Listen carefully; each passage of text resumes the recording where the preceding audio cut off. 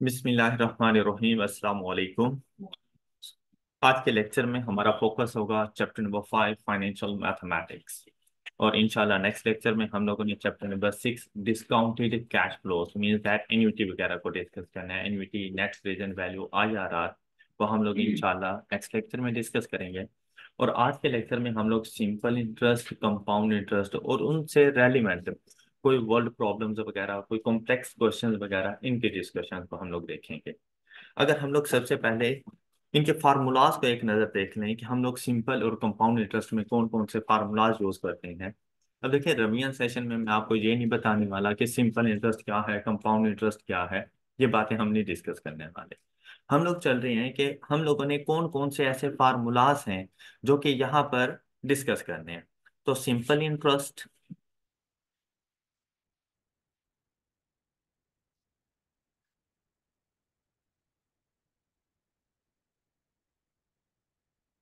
And compound interest.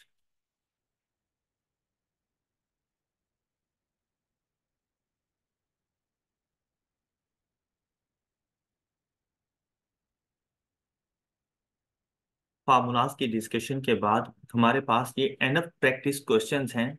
अगर आप लोग सिर्फ इन क्वेश्चंस को भी सॉल्व कर लेते हैं ना, तो आप लोगों के फाइनेंस से रेलिवेंट जो भी इश्यूज वगैरह होंगे वो रिजॉल्व हो जाएंगे।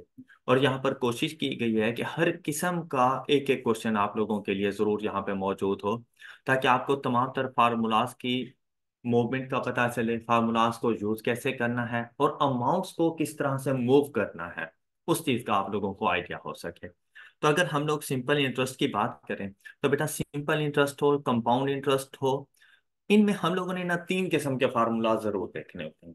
सबसे पहला फार्मूला हमारे पास आता है सिंपल इंटरेस्ट में कि हम लोगों ने ना फ्यूचर वैल्यू को डिटरमिन करना है। फ्यूचर वैल्यू, फ्यूचर वैल्यू को डिटरमिन करने के लिए अगर सिंपल इंटरेस्ट है हमारे पास, तो हम लोग फार्मूला यूज करते हैं S = P इंटू 1 + RT। ये हम लोग यूज क्या करते हैं। लेकिन अगर यही चीज कंपाउंड इंटरेस्ट में हो, तो फ्यूचर वैल्यू को डिटरमिन करने का हमारा फार्मूला होता है S = P into 1 + R/M raise to power T into M। ये फार्मूला हम लोग यूज किया करते हैं। और प्रिंसिपल अमाउंट फाइंड करने के लिए प्रेजेंट वैल्यू,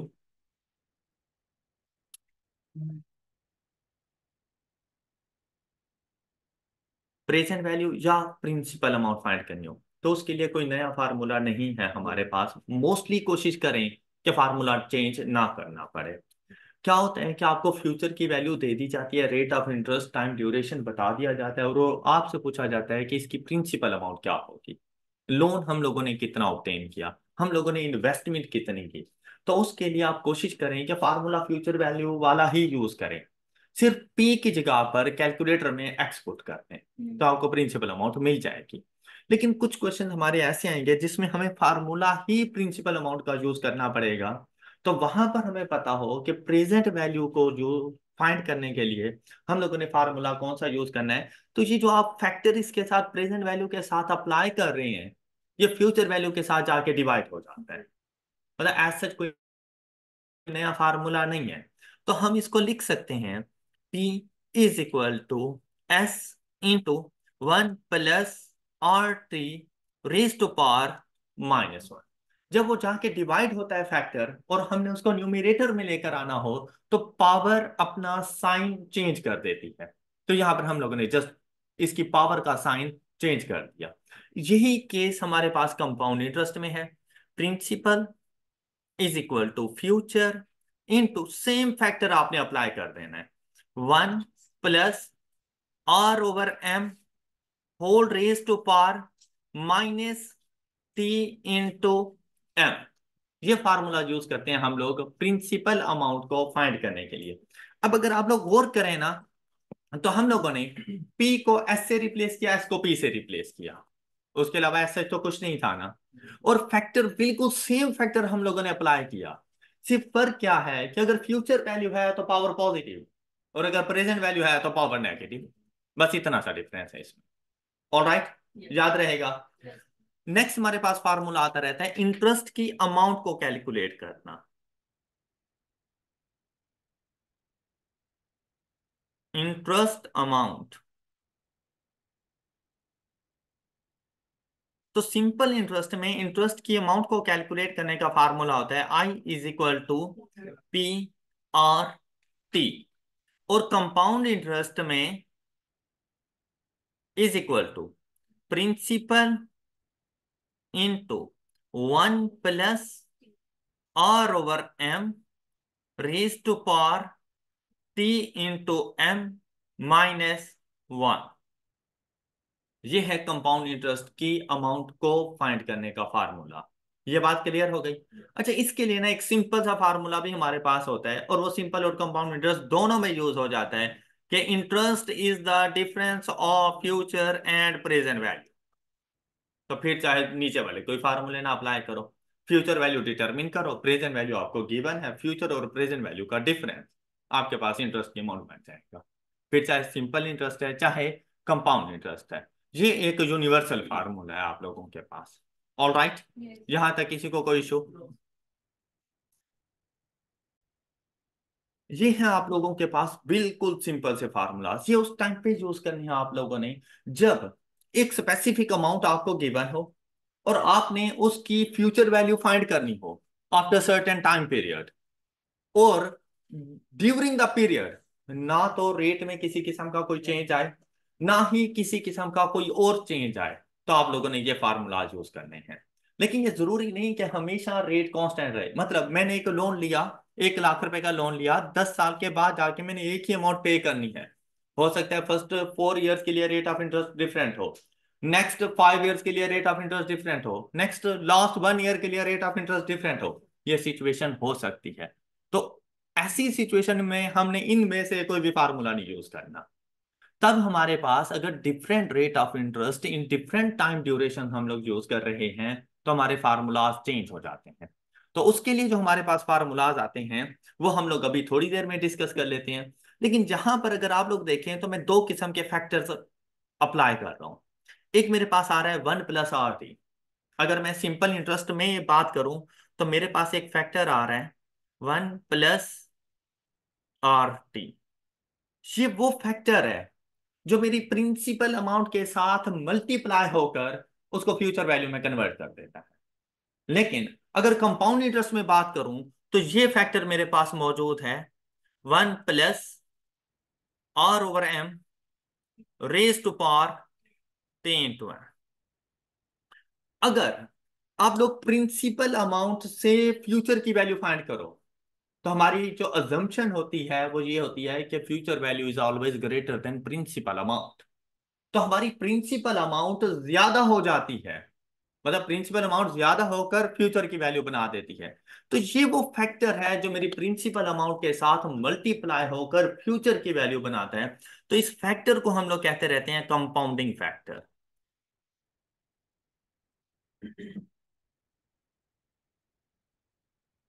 कंपाउंडिंग फैक्टर, अब देखें सिंपल इंटरेस्ट के लिए अगर कंपाउंडिंग फैक्टर की बात करें तो वो कौन सा है हमारे पास?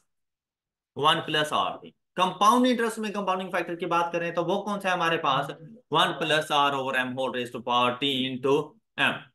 और दूसरा फैक्टर हम लोग यूज कर रहे हैं सिंपल और कंपाउंड इंटरेस्ट में 1 + RT रेज टू पावर -1। और कंपाउंड इंटरेस्ट में हम लोग यूज कर रहे हैं 1 + R/M raise to power -T × M। इस फैक्टर को अगर देखें ना, ये हमारी फ्यूचर वैल्यू से मल्टीप्लाई होता है और हमें प्रिंसिपल अमाउंट दे देता है। हमारे पास फ्यूचर वैल्यू ज्यादा है और प्रिंसिपल अमाउंट कम होती है। इसका मतलब ये ज्यादा वैल्यू से मल्टीप्लाई होकर मुझे एक थोड़ी वैल्यू दे देता है। एम आई राइट? क्या ये कॉन्सेप्ट समझ आया आप लोगों को? तो इसका मतलब ये है कि अगर आप लोग जाएं मार्केट में, एक शर्ट परचेज करनी थी, 2000 रुपीज थी, और आपने उसे कहा कि भाई डिस्काउंट करना, वो आपसे क्या कहे? 2200 रुपये दे दो, क्या कहेगा? डिस्काउंट करने के बाद मतलब कुछ भी वैल्यू 1500 रुपये, वैल्यू को कम करेगा ना। अगर वो वैल्यू कम कर दे तो आप क्या कहते हैं कि मुझे डिस्काउंट मिल गया। तो ये देखो कि फ्यूचर वैल्यू ज्यादा है, जब इस फैक्टर से मल्टीप्लाई होती है तो कम हो जाती है, तो बेसिकली उसे डिस्काउंट मिल जाता है। तो इस फैक्टर को कहा जाता है डिस्काउंटिंग फैक्टर।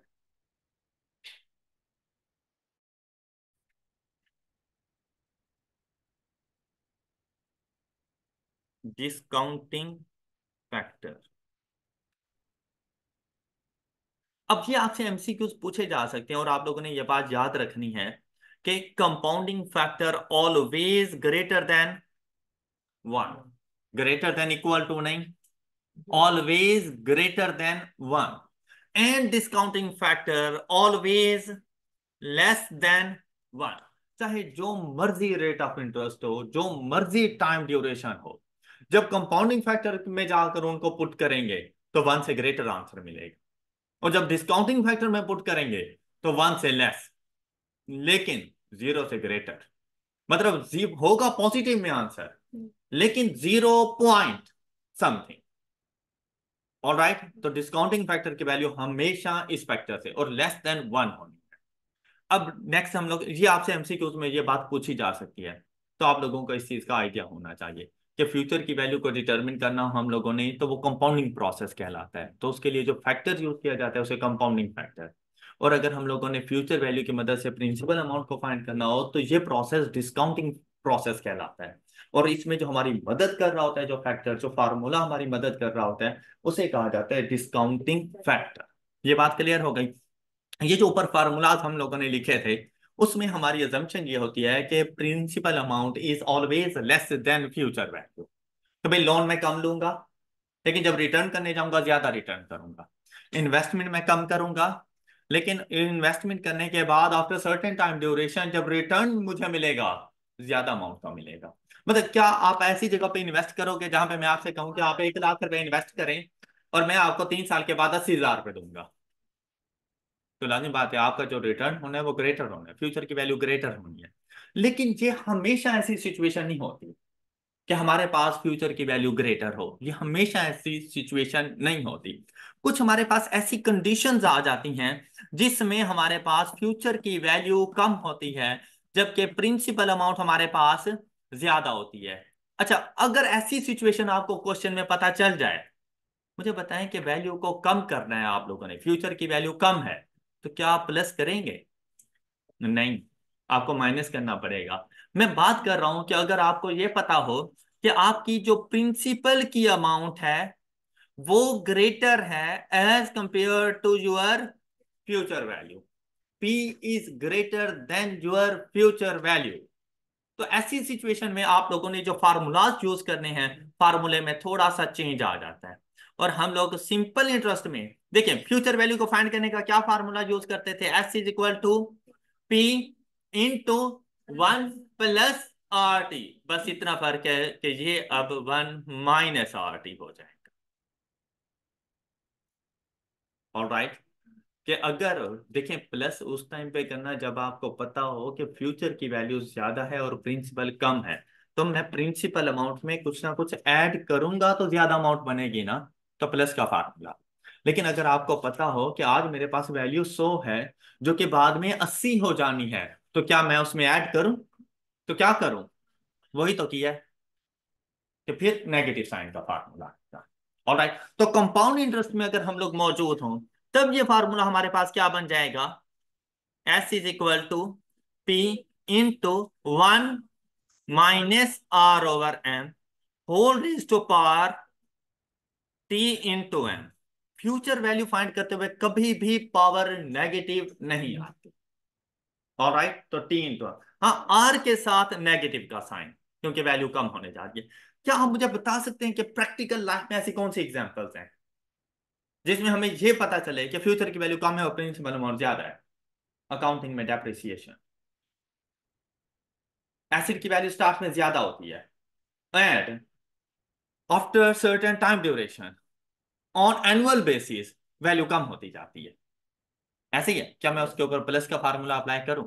तो बेटा अकाउंटिंग में बेसिकली डेप्रिसिएशन की कैलकुलेशन के लिए आप ये दोनों फार्मूला यूज कर सकते हैं, ये शॉर्टकट्स हैं।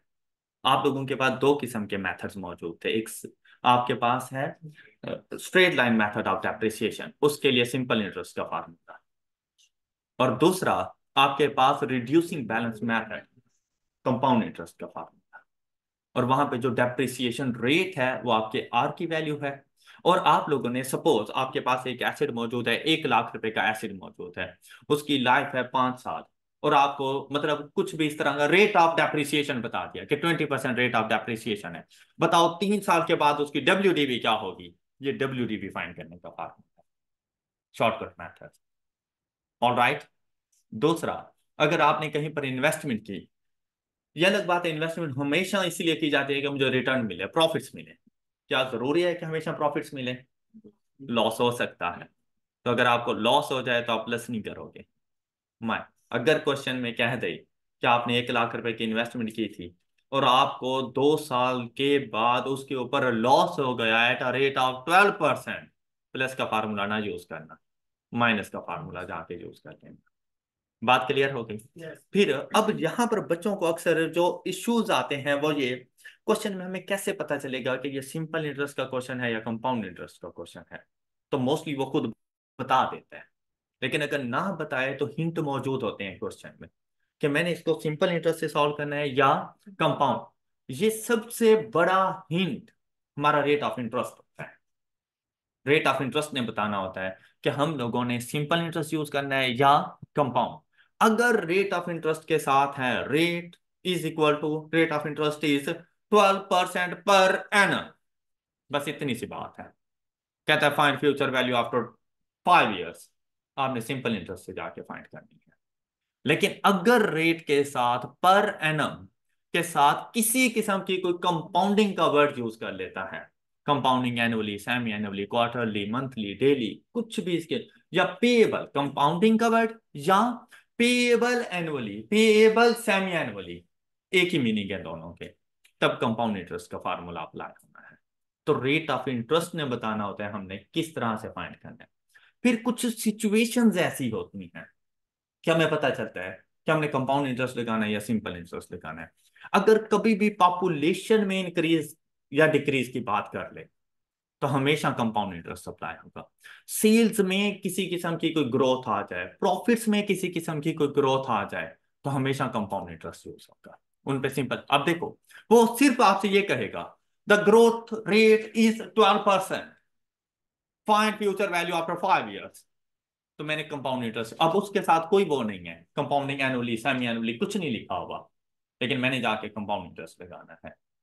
इसी तरह पॉपुलेशन की बात आ जाए, अब पॉपुलेशन में इंक्रीज भी हो सकता है, लेकिन अगर डेथ रेट ज्यादा हो जाए, जैसे कि कोरोना आ गया था, तो डेथ रेट ज्यादा हो गया था, पॉपुलेशन में डिक्रीज होने के चांसेस थे। हाँ, ये अलग बात है कि आपको रिटर्न ज्यादा मिल गया, लेकिन अब ऐसी सिचुएशन के अंदर वो आपको डिक्लाइनिंग रेट, तो भाई रेट के लिए growth rate, interest rate, declining rate, ये रेट, वो रेट, उससे नहीं परेशान होना, मींस दैट आर की वैल्यू है और आपने फार्मूले में जाके पुट कर देना है। ऑल राइट, तो वहां पे ये सोचने की जरूरत नहीं है कि सर ये रेट, उन्होंने तो ग्रोथ रेट दे दिया था, आपने तो इंटरेस्ट रेट बताया था, तो मैं पॉपुलेशन के ऊपर इंटरेस्ट रेट बताऊं, ये ग्रोथ रेट बताऊं?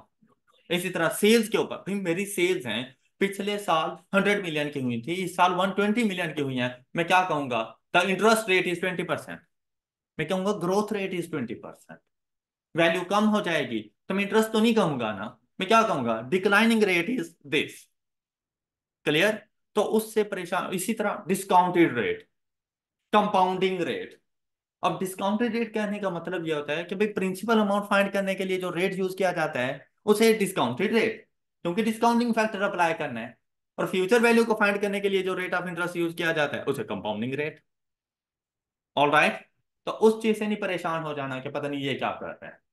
अब नेक्स्ट देखें, आई होप कि यहां तक के फार्मूलाज और कॉन्सेप्ट्स आप लोगों को क्लियर होंगे।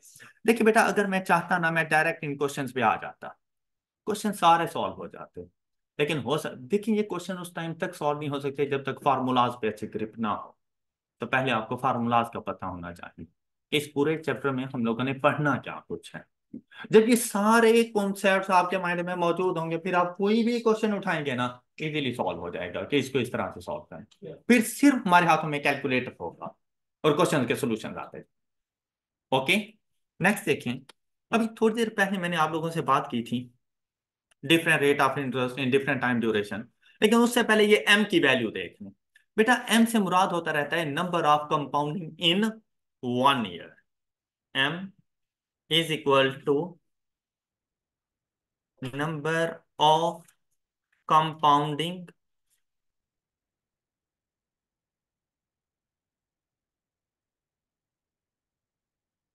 इन 1 ईयर।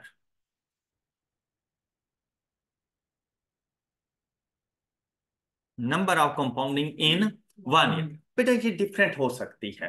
नंबर ऑफ कंपाउंडिंग से मुराद है कि एक साल के अंदर हम लोग इंटरेस्ट की कैलकुलेशन कितनी मर्तबा करते हैं, उसे कहा जाता है एम की वैल्यू, उसे कहा जाता है नंबर ऑफ कंपाउंड।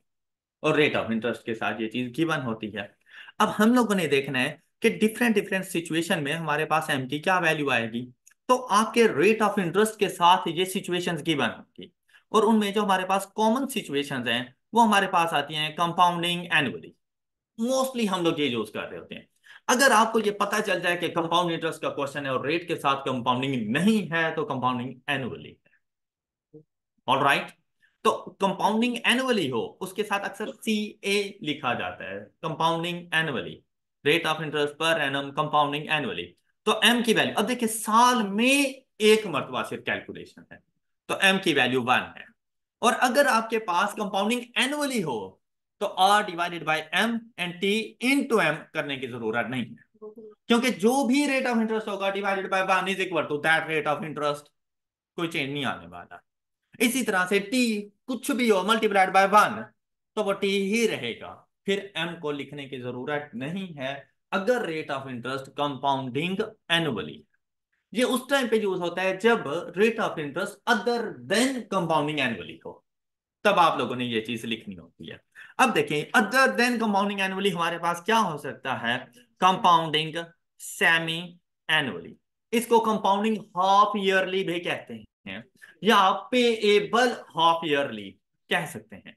जब हाफ ईयर के ऊपर जा रहे हैं तो फिर इंटरेस्ट की कैलकुलेशन एक साल में, तो एम की वैल्यू 2 हो जाएगी।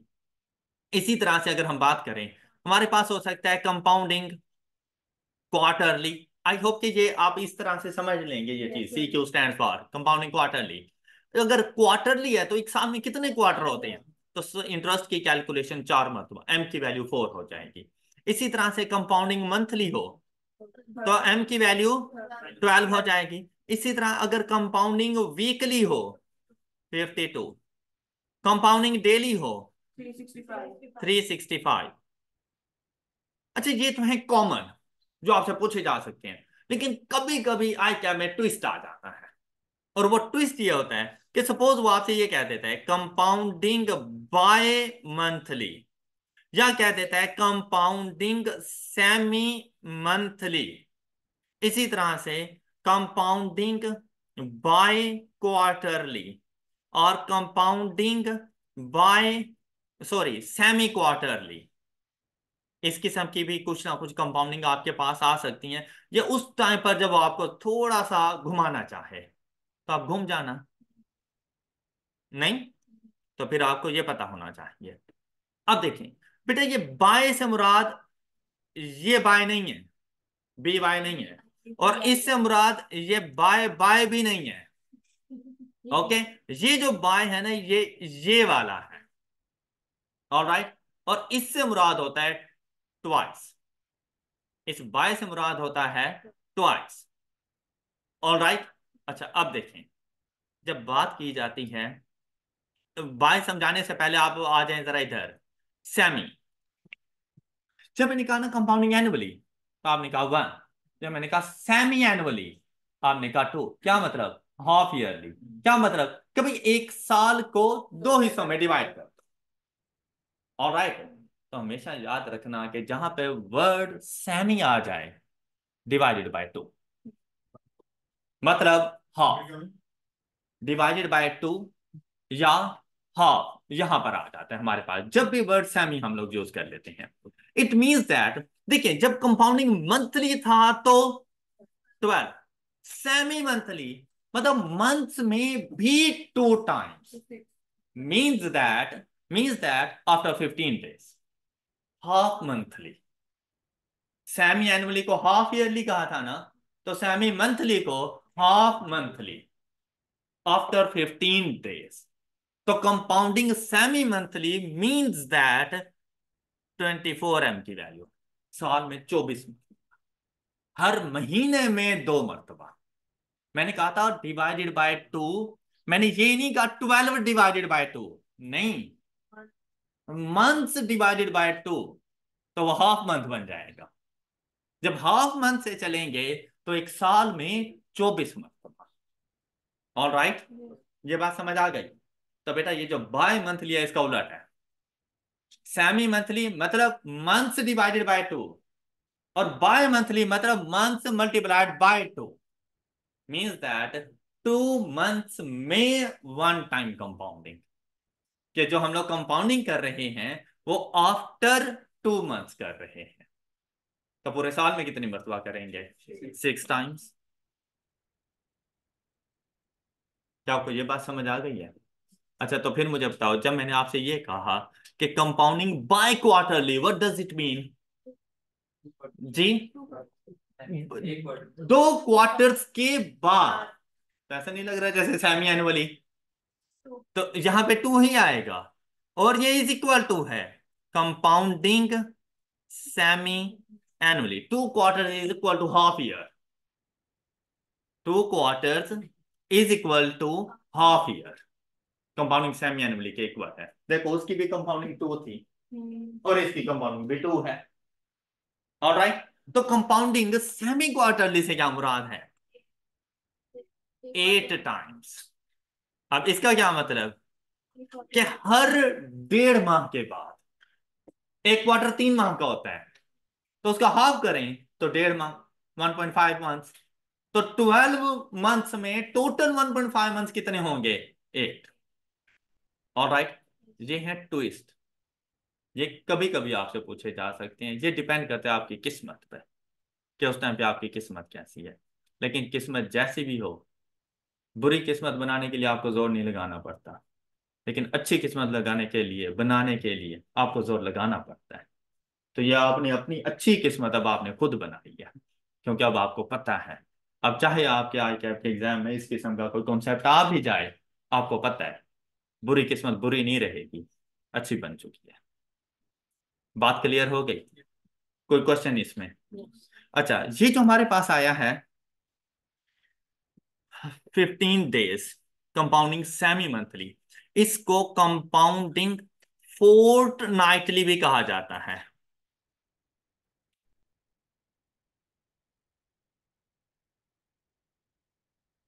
कंपाउंडिंग फोर्टनाइटली मींस दैट 14वीं की रात, तो मतलब आधा महीना, ऐसे ही है ना? तो वो, तो जब हाफ मंथ में कंपाउंडिंग हो रही है तो 24 times in a year, M की वैल्यू 24 से है। यहां तक कोई शो? नेक्स्ट, रेट ऑफ इंटरेस्ट की ना हमारे पास डिफरेंट टाइप्स आती हैं। रेट ऑफ इंटरेस्ट की डिफरेंट टाइप्स हम लोग यूज करते हैं, लेकिन ये टाइप सिंपल इंटरेस्ट में भी रेट ऑफ इंटरेस्ट की कोई टाइप नहीं, वो हमेशा पर एनम के हिसाब से हमारे पास चलता है। जो रेट ऑफ इंटरेस्ट की टाइप्स हमारे पास आती हैं वो कंपाउंडिंग के हवाले से होती हैं, कंपाउंड इंटरेस्ट में यूज होती हैं। सबसे पहला जो रेट ऑफ इंटरेस्ट हम लोग यूज कर रहे होते हैं बेटा, वो हमारे पास आता रहता है nominal rate of interest. Nominal rate of interest. Second one is periodic. And the third one is effective.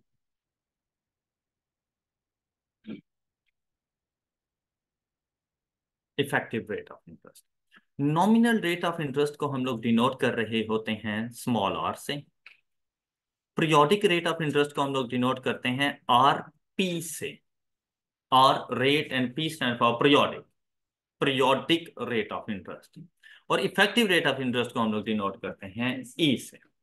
अच्छा, इफेक्टिव रेट ऑफ इंटरेस्ट कभी यूज ना करना, क्वेश्चन में नॉमिनल है तो नॉमिनल के मुताबिक ही क्वेश्चन सॉल्व कर देना, चाहे फ्यूचर वैल्यू और प्रिंसिपल अमाउंट है, कंपाउंड इंटरेस्ट है, कुछ भी है, आपने नॉमिनल ही यूज कर देना है। सिर्फ फर्क क्या आएगा, आर डिवाइडेड बाय एम, बस।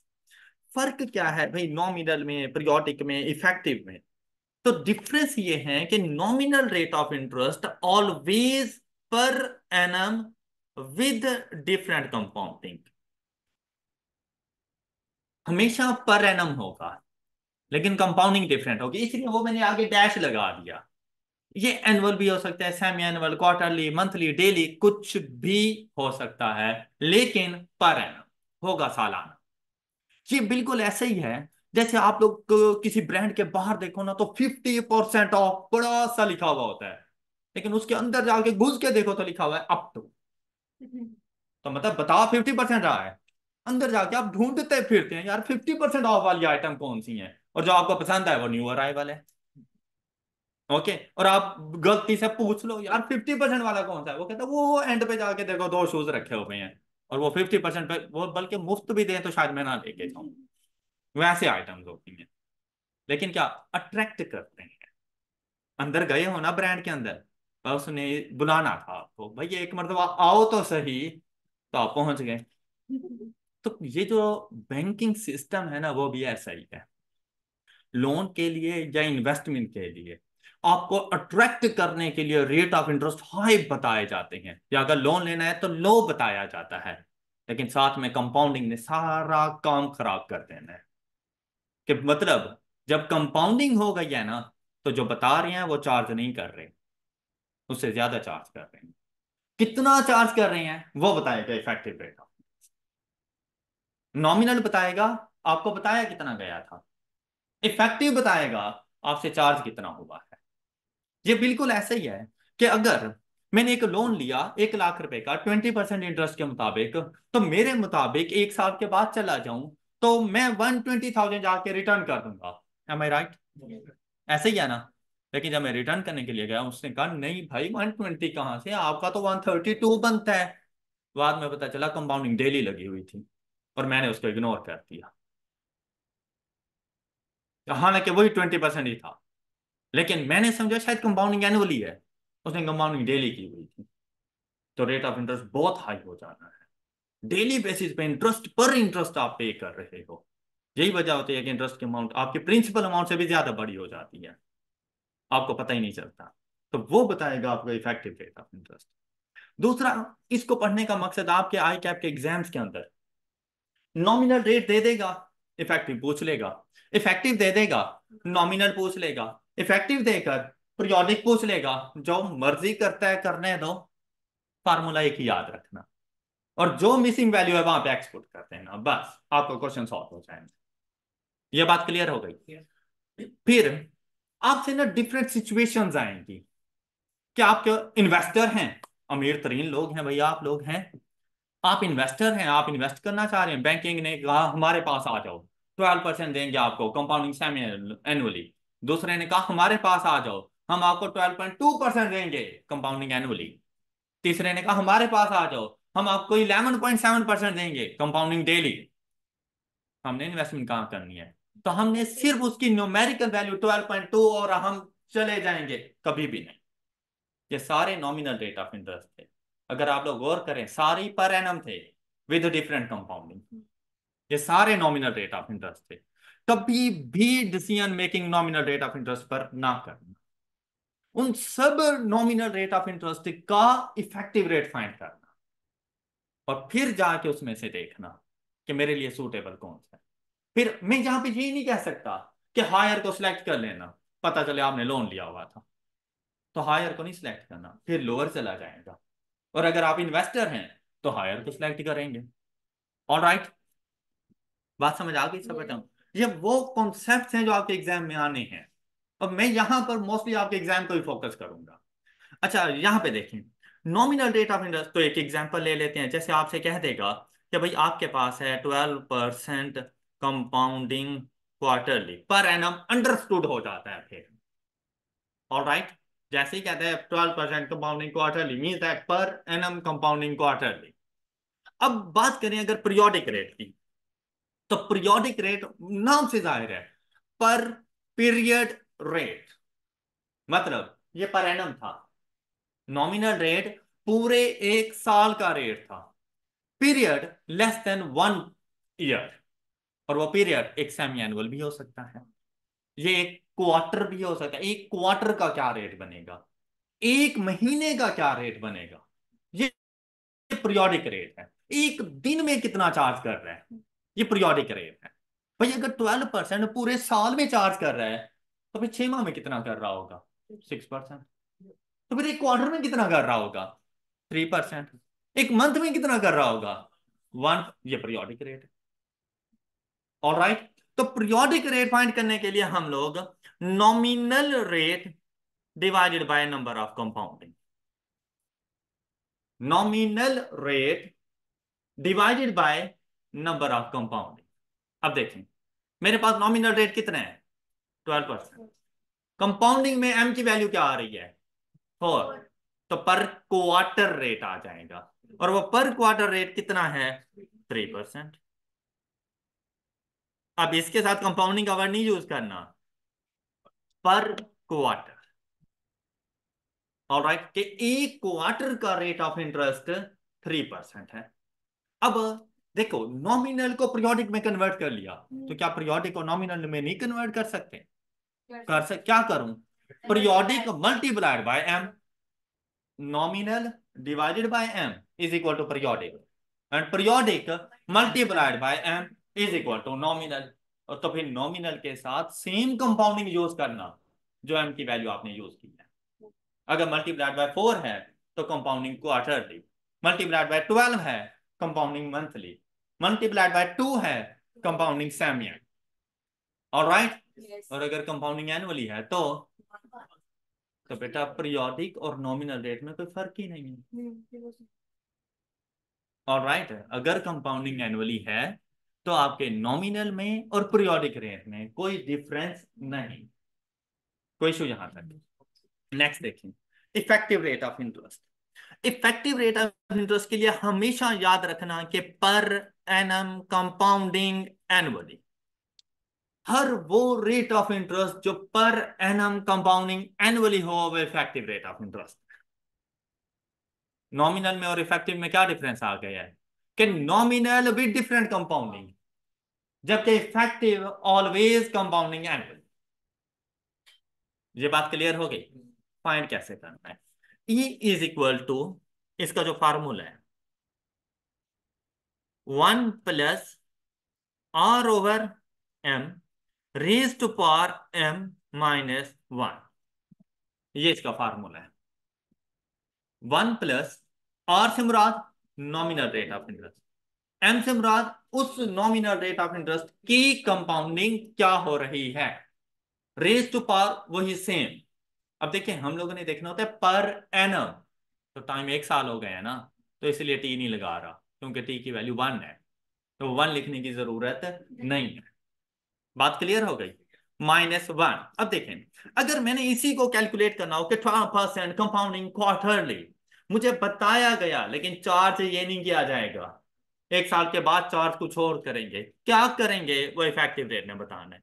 और ये देखें, 1 प्लस 12% बाय, अब इसकी कंपाउंडिंग क्या है हमारे पास, 4 raise to power 4 -1 is equal to, अब इस एंड पे जाके परसेंटेज का साइन लगाने के लिए multiplied by 100, and answer is, ये है 12.55% पर एनम कंपाउंडिंग एनुअली। ये इफेक्टिव रेट ऑफ इंटरेस्ट है किसका, 12% कंपाउंडिंग क्वार्टरली।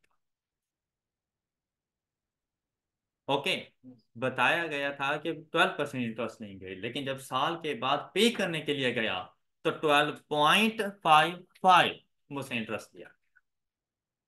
ओके, मतलब मैंने 100 रुपए का लोन लिया तो मैं 112 रुपए लेके चला गया, उन्होंने कहा नहीं भाई 112 नहीं है, 112.55 रुपीज है, तो 100 रुपए के ऊपर 55 पैसे ज्यादा दे रहा हूँ। तो लाखों रुपीज के ऊपर देखो तो मैंने काफी सारी अमाउंट ज्यादा दे दी। ये बात समझ आ गई। अच्छा, इसको ना जरा डिफ्रेंशिएट करने के लिए हम लोग यहाँ पे देखते हैं 12% कंपाउंडिंग मंथली, तो इसका पीरियोडिक रेट क्या बनेगा? 1% पर मंथ। तो इसका इफेक्टिव रेट क्या बनेगा? देखो, आंसर हमारे पास हम लोगों ने फाइंड करना है परसेंटेज में। तो आर के साथ फिर चाहे आप लोग परसेंटेज का साइन ना भी लिखो तो कोई फर्क नहीं पड़ना। रेज टू पावर 12 -1, ओहो नहीं, परसेंटेज आएगा, rate percent is equal to, तो 12.68 आ जाएगा ये। लेकिन पर एनम कंपाउंडिंग एनुअली। अच्छा, अब बात सुनिएगा। बैंक ए ने कहा 12% rate of interest, bank B ने कहा भाई हम भी 12% रेट ऑफ इंटरेस्ट देंगे। लेकिन ए ने कहा कि हम कंपाउंडिंग क्वार्टरली देंगे, बी ने कहा हम कंपाउंडिंग मंथली देंगे, और मैंने इन्वेस्टमेंट करनी थी। इन्वेस्टमेंट के लिए किसके पास जाऊंगा? बैंक बी के पास। और लोन लेना था बैंक ए के पास। ऑलराइट, मतलब मैं आपको एक सिंपल सी बात बताना चाह रहा हूं कि बेटा, नंबर ऑफ कंपाउंडिंग जितनी ज्यादा होगी, रेट ऑफ इंटरेस्ट उतना ज्यादा होगा। नंबर ऑफ कंपाउंडिंग जितनी ज्यादा होगी, रेट ऑफ इंटरेस्ट उतना ज्यादा हो जाता है, इंटरेस्ट की अमाउंट उतनी ज्यादा हो जाती है। ये बात समझ आ गई? रेट ऑफ इंटरेस्ट और फ्यूचर वैल्यू के दरमियान ना डायरेक्ट रिलेशनशिप है, और directly proportional to future value, but rate of interest is inversely proportional to, ये बात जरूर याद रखना। काफी सारे आपके थ्योरेटिकल क्वेश्चन ऐसे ही होते हैं। अब देखो, यहां से ना बात याद हो गई है सिर्फ इतनी सी बात लिखने से। क्या? कि बेटा अगर रेट ऑफ इंटरेस्ट ज्यादा हो जाएगा तो फ्यूचर वैल्यू ज्यादा, रेट ऑफ इंटरेस्ट कम हो जाएगा तो फ्यूचर वैल्यू कम, डायरेक्टली प्रोपोर्शनल। लेकिन प्रिंसिपल अमाउंट की बात करें, अक्सर घुमाने के लिए ऐसे क्वेश्चन आ जाते हैं कि फुल डाटा नहीं होता, लेकिन सिर्फ इस कॉन्सेप्ट से हमें पता चल जाता है आंसर क्या है। कि अगर रेट ऑफ इंटरेस्ट इंक्रीज करोगे तो प्रिंसिपल अमाउंट डिक्रीज हो जाएगी, रेट ऑफ इंटरेस्ट को डिक्रीज करोगे, प्रिंसिपल अमाउंट इंक्रीज हो जाना है। बात क्लियर हुई सब बच्चों को? अगर आपके पास देखो, बजाहिर nominal rate of interest same थे, लेकिन दोनों के effective rate of interest different है ड्यू टू डिफरेंट कंपाउंडिंग, ऐसा ही है ना? तो बेटा ये तो दिखने से ही पता चल जाता है ना कि अगर इन्वेस्टमेंट करनी है तो जिसकी कंपाउंडिंग ज्यादा है, और अगर लोन लेना है तो जिसकी कंपाउंडिंग कम है। लेकिन वो न्यूमेरिकल वैल्यूज को भी चेंज कर देता है, और कंपाउंडिंग भी डिफरेंट होती है। तुक्का नहीं लगाना, इफेक्टिव रेट फाइंड करना है, और इफेक्टिव रेट के मुताबिक जाके डिसीजन।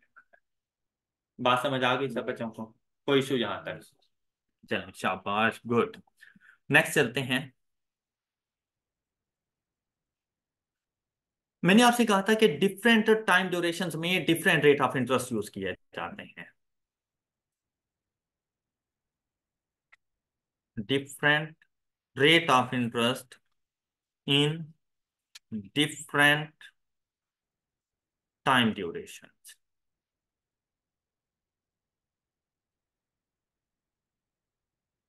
तो ऐसी सिचुएशन, ये कॉन्सेप्ट्स सिंपल इंटरेस्ट में भी आ सकते हैं और कंपाउंड इंटरेस्ट में भी आ सकते हैं।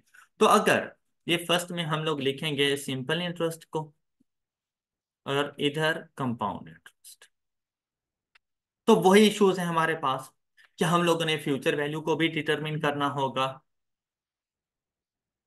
हम लोगों ने इनकी प्रिंसिपल अमाउंट को भी डिटरमिन करना होगा, और हम लोगों ने इसमें इंटरेस्ट की अमाउंट को भी डिटरमिन करना होगा। तो ऐसी सिचुएशन में हमारे पास फार्मूलाज क्या बनेंगे?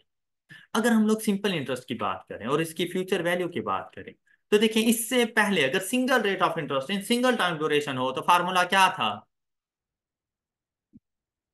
ऑलराइट। अच्छा, अब डिफरेंट टाइम ड्यूरेशन में डिफरेंट रेट ऑफ इंटरेस्ट है, तो फिर आपके पास यहां पर आएगा R1 T1।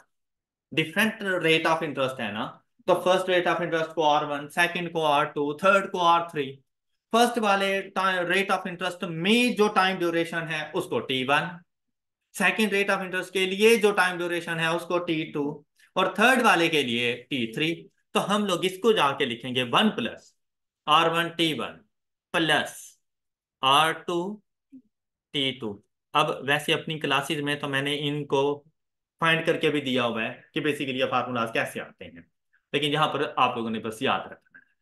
और अदरवाइज मेरे जाके लेक्चर सुन लीजिएगा, फाइनेंस से रेलिवेंट सारे लेक्चर सुन लीजिएगा, वहां से आपको पता चल जाएगा जो मैंने अपनी क्लासेस में पढ़ाए हुए हैं कि ये फार्मूलाज बन किस तरह से रहे होते हैं।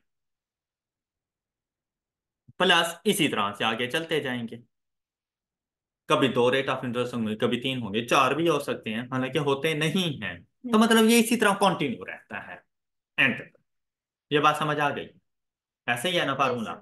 नेक्स्ट देखिए, अगर यही कंपाउंड इंटरेस्ट में हो तो देखो कंपाउंड इंटरेस्ट का क्या फार्मूला था, ये फ्यूचर वैल्यू थी तो स्टार्ट में पी आएगा into 1 + R1 M1 raise to power T1। अब अगर वन यहां से हटा दो तो बेसिकली यही फ्यूचर वैल्यू अब तक आप लोगों ने पढ़ी थी। अब जितने डिफरेंट रेट ऑफ इंटरेस्ट होंगे उतने कंपाउंडिंग फैक्टर और लगते जाएंगे। मतलब अगर सेकंड के लिए यहीं पे मल्टीप्लाई हो जाएगा 1 + R2 M2 raise to power T2 M2। अगर कोई थर्ड रेट ऑफ इंटरेस्ट है R3 M3 raise to power T3 M3 so on. Okay, formula समझ आ गया? तो क्या प्रिंसिपल अमाउंट का फार्मूला अगर हम लोगों ने फाइंड करना हो तो सेम ऐसा ही है। क्या सिंपल सा रूल मैंने आपको बताया कि एस रिप्लेस कर देगा पी को और पी रिप्लेस कर देगा फैक्टर में किसी किस्म का कोई चेंज नहीं लेकर आना। एंड आई होप कि आगे आप समझ जाएंगे, R3 T3 लिखने की जरूरत तो नहीं, सिर्फ इसकी पावर को -1 कर। क्लियर?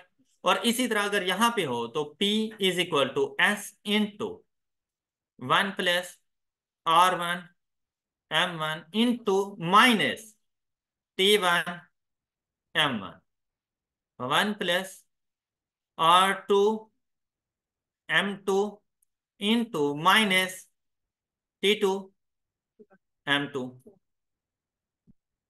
डन। अच्छा, I = PRT, ये आप लोगों ने यूज किया था, अभी भी वैसा ही है, लेकिन P into R1 T1 plus R2 T2। अब इसके पीछे पूरी बेटा एक लॉजिक है जो हम लोग अपनी क्लासेस में डिस्कस कर चुके हैं, यहाँ पर सिर्फ क्वेश्चन सॉल्व करना है तो फिर ये फार्मूला यूज हो जाएगा। ऑल राइट, अदरवाइज सिंपल सा formula S - P = I, future और प्रेजेंट वैल्यू का डिफरेंस = इंटरेस्ट अमाउंट के लिए, जब ये याद ना रहे आप लोगों को। अब यहां पर देखें, compound interest = principal into 1 + R1 M1 T1 M1। अब जितने डिफरेंट रेट ऑफ इंटरेस्ट हैं उतने कंपाउंडिंग फैक्टर लगाते जाना,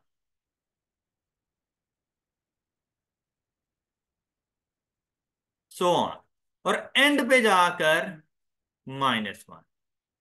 ये कंपाउंड इंटरेस्ट का फार्मूला बन जाएगा आपके पास। ये बात क्लियर हो गई? तो क्यों ना एक प्रैक्टिस क्वेश्चन भी यहाँ पे सॉल्व कर लें। अच्छा बेटा, प्रेपरेशन करने के ना काफी सारे मेथड्स होते हैं। एक मेथड तो ये है कि भाई हम लकीर के फकीर बन गए, हमें मिस्टर ABC की असाइनमेंट मिली, हम लोग करना शुरू हो गए, बस क्वेश्चन किए जा रहे हैं किए जा रहे हैं किए जा रहे हैं, एंड पे पता चला डिफरेंट रेट ऑफ इंटरेस्ट के साथ कोई क्वेश्चन ही नहीं था असाइनमेंट में। तो क्या वो मेरा फार्मूला रिवाइज होगा? No. और एग्जाम में अगर आ जाए तो पूरी असाइनमेंट में कहीं भी नहीं था, तो मेरा वो कॉन्सेप्ट रह जाएगा। हाँ ना, कि अब जब असाइनमेंट आप करते हैं ना तो आप लोग अपने आप को ना लिमिट कर देते हैं कि मैंने करनी सिर्फ यही है, लेकिन जब आप लोग चलते हैं ना यहाँ पर इस मेथड के मुताबिक, तो भाई जब ये चीजें आपको आती होंगी ना, तो चाहे वो रेट को चेंज करे, कंपाउंडिंग को चेंज करे, प्रिंसिपल फ्यूचर अमाउंट्स को चेंज करे, टाइम को चेंज करे, आपको टेंशन ही नहीं है, क्योंकि आपको लॉजिक आती है। सिर्फ आपने वैल्यूज वो पुट करनी है और आपके पास आंसर आ जाएगा, और आप 100% श्योरिटी के साथ बैठे होंगे मेरा क्वेश्चन ठीक है। तो ये आप पे डिपेंड करता है कि आपने प्रिपरेशन कैसे करनी है। कैसे करनी है? ऐसे करनी है? चले फिर मेरे साथ जुड़े रहिए। अच्छा जी, नेक्स्ट देखिए, हम लोग ने एक प्रैक्टिस क्वेश्चन करते हैं, और एक प्रैक्टिस क्वेश्चन सही था आपका, ये सारा कॉन्सेप्ट क्लियर हो जाना है। देखिए बेटा, स्टेटमेंट कुछ भी हो सकती है, वैल्यूज कुछ भी हो सकती हैं, rate of interest, time duration, compounding, concept नहीं चेंज होने वाला, कॉन्सेप्ट सेम होगा। मैं यहाँ पे ना 3 इंटरेस्ट रेट्स के ऊपर चला जाता हूँ प्रैक्टिस करने के लिए। हालांकि आपके पास इतना ज्यादा नहीं होता, मैक्सिमम 2 ही होते हैं, लेकिन हम लोग चलें 3 को देखते हैं। मैं जब अपनी क्लासेस में ये पढ़ाया करता हूँ ना, फाइनेंस, तो हमारा सारा फोकस होता है टाइमलाइन के ऊपर। क्या आप लोगों ने ना हर चीज को टाइमलाइन के ऊपर सीखना है। एट द एंड जब आप लोग आई कैप में भी क्वेश्चन सॉल्व कर रहे हो या प्रैक्टिस में, टाइमलाइन बनानी है, लेकिन दिमाग पेज के ऊपर नहीं। लेकिन वो दिमाग में उस टाइम पे बनेगी जब प्रैक्टिस में पेज पर बना चुके। एट द एंड वो दिमाग में उस टाइम पे बनती है, फिर आपको मूवमेंट्स की भी समझ आती है कि अमाउंट्स ने किस तरह से जाना है, मैं कैसे करता हूँ। तो इसीलिए ये सबसे बेस्ट अप्रोच होती है, आपके दिमाग तक किसी चीज को पहुंचाने का बेस्ट वे है। जब दिमाग तक पहुंच गई ना और वहां पे सेव हो गई चीज, फिर आपको कोई नहीं हरा सकता। अब आपने क्या करा, हम ना इसको 3 पार्ट्स में डिवाइड कर देते हैं। 3 इयर्स, 8 इयर्स, 10 इयर्स, ये 0 टाइम ड्यूरेशन। हम लोगों ने एक लोन लिया 100,000, फर्स्ट 3 इयर्स के लिए जो इसका रेट ऑफ इंटरेस्ट 8%, 10%, 12%। बताएं eight the end of 10 years मैं क्या अमाउंट जाके पे करूं। कोशिश करो, शाबाश। बताएं eight the end of 10 years मैं इस लोन को सेट ऑफ करने के लिए कितनी अमाउंट पे करूं। तो ये स्टेटमेंट इस तरह से होगी, mister A obtained a loan of rupees 100,000, which is repayable after 10 years. The rate of interest for first 3 years is 8%, and for the next 5 years is 10%, and rest of time the rate of interest is 12%. Find the amount paid at the end of 10 years. जी शाबाश।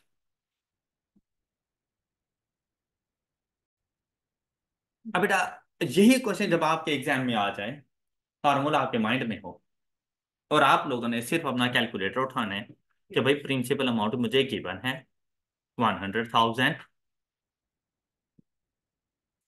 Into 1 plus R1, and R1 is 8%, multiplied R1 कितने time के लिए था, multiplied by 3, plus R2 10%, and multiplied bye 8 नहीं कर देना। हमने देखना है कि R2 10% कितने टाइम ड्यूरेशन के लिए है, तो वो 5 साल के लिए है, तो मल्टीप्लाइड बाय 5। ये क्वेश्चन कराने का मकसद यही था कि आप लोग बाद में ना चीजों को इंटरप्रेट गलत करते हो। तो यहाँ पे 8 नहीं आना था, यहाँ पे 5 आना था, फिर आपने प्लस कर देना था 12% multiplied by 2, and answer is 198,000। बात क्लियर हो गई। अच्छा, अगर इसी में हम लोग थोड़ा सा ट्विस्ट लेकर आए कि R1 8% is compounding semi annually, compounding quarterly, and compounding monthly. अच्छा, ये सेम भी हो सकते थे, डिफरेंट डिफरेंट भी हो सकते हैं भाई, हम लोग लोन दे रहे हैं तो हमारी मर्जी चलेगी। तो करो फिर, अब कितनी अमाउंट पे करेंगे आप लोग।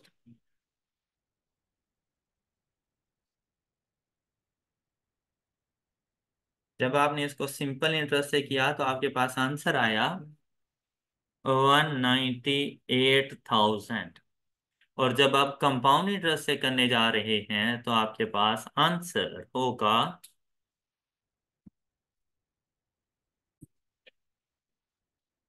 देखें, अब आपकी प्रैक्टिस ऐसी ही होनी चाहिए कि जैसे ही आप लोग क्वेश्चन, अब घर में जाके भी जब प्रैक्टिस करो ना, ऐसे ही करना कि क्वेश्चन पढ़ा सिर्फ कैलकुलेटर, फार्मूला माइंड में, और जो माइंड में है ना वो कैलकुलेटर पे आना चाहिए। मतलब भाई पहले लिखने के लिए बैठो, वेस्टेज ऑफ टाइम है, उसने आपके रफ को नहीं देखना। ये क्वेश्चन जस्ट 2 मार्क्स का है, 10 मार्क्स का नहीं है कि मैं उसको कंप्लीट सोल्यूशन बना के दूं। तो टाइम वेस्ट करने के अलावा और मैं कुछ नहीं कर रहा। तो मैंने सिंपली आना है कि भाई प्रिंसिपल अमाउंट मुझे गिवन है 100,000 इंटू, अब कंपाउंड इंटरेस्ट है तो 1 प्लस, अच्छा यहाँ पे ना थोड़ी सी वर्किंग आप लोग खुद भी कर सकते हो कि जैसे 8% compounding semi annually means that 8 divided by 2, 8 divided by 2 is equal to, तो भाई यहाँ पे कैलकुलेटर के साथ दोस्ती करो, आप 8/2 भी लिख सकते हो। लेकिन जब एक हैवी इक्वेशन आती है ना तो कैलकुलेटर अपनी रेंज से बाहर चला जाता है, और जैसे ही रेंज से बाहर जाता है सोल्यूशन गलत होता है। तो आपने ना इसको इसकी रेंज के अंदर रखना है। आपके कैलकुलेटर में डिजिट्स को पुट करने की एक स्पेसिफिक रेंज है, उससे बाहर ना जाओ। पता कैसे चलता है, जब एंड पे ये कर्सर की जगह पे ना बॉक्स बनना शुरू हो जाए, आउट ऑफ रेंज हो गया है, अब चांसेस हैं कि क्वेश्चन गलत आने वाला, सोल्यूशन गलत आने वाला है। ओके, तो विद इन रेंज रहने। और दूसरा, 8% डिवाइडेड बाय 2 पुट करने में ज्यादा टाइम लगेगा, 4% पुट करने में इतना टाइम नहीं लगना। तो आप जाके 4% पुट कर दो। बात समझ आ गई? अच्छा, मल्टीप्लाइड बाय, अब टी इंटू एम, टी कितना है 3, एम की वैल्यू इस 3 इयर्स के लिए 2, तो यहां पे जाके रेज टू पावर 6, फिर मल्टीप्लाइड बाय, मतलब एक और फैक्टर 1 प्लस, क्वार्टरली था तो ये 2.5 बन जाएगा, 2.5 बन जाएगा ना, 2.5%, 10% डिवाइडेड बाय 4, तो हम इसे लिखेंगे 2.5% raise to power 5 × 4 20। I hope कि आप मेरी बात पिक कर रही हैं। आपको देखिए भाई, कैलकुलेटर हर किसी के पास होता है, लेकिन चलाना किसी किसी को आता है। तो आपको ये भी पता हो कि ना सिर्फ मेरे पास कैलकुलेटर है, बल्कि मुझे चलाना भी आता है। दूसरे का भी हो तो चलाना आए। ओके, मतलब अपनी गाड़ी ना भी हो तो ड्राइविंग आनी चाहिए, कि कहीं और से मिल जाए तो ड्राइव कर सकूं मैं। 1 plus 12 divided by 12 is equal to 1%, raise to power 2 × 12 is equal to 263। I hope कि आपको ये सारे कॉन्सेप्ट्स क्लियर हो चुके हैं। सिंपल एंड कंपाउंड इंटरेस्ट से रेलिवेंट आपको यहाँ पर ना अच्छे खासे क्वेश्चंस मिल जाने हैं, जिसमें देखें भाई आपने फार्मूलाज को ज्यादा नहीं छेड़ना, क्योंकि अगर आपने फार्मूलाज को छेड़ दिया तो वो आपको छेड़ देंगे, और अगर फार्मूलाज आपको छेड़ देना तो फिर आप नुकसान में चले जाओ, उनका छेड़ना आप नहीं बर्दाश्त कर पाओगे। तो फार्मूला सेम रखना। हर फार्मूले में 4 चीजें यूज हो रही होती हैं, हर बार उनमें से 3 चीजें गिवन होती हैं, फोर्थ वन फाइंड करनी, जहां पर भी है वो फोर्थ वन वहां पे एक्सपोर्ट करनी। ऑलराइट, और आपका क्वेश्चन सॉल्व हो जाता है।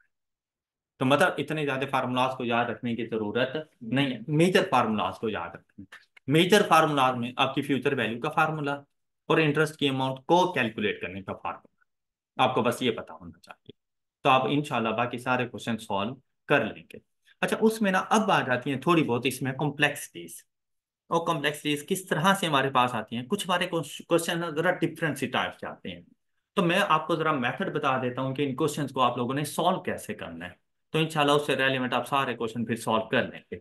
अक्सर ऐसा होता है हमारे पास एक स्टेटमेंट होती है, N amount of rupees.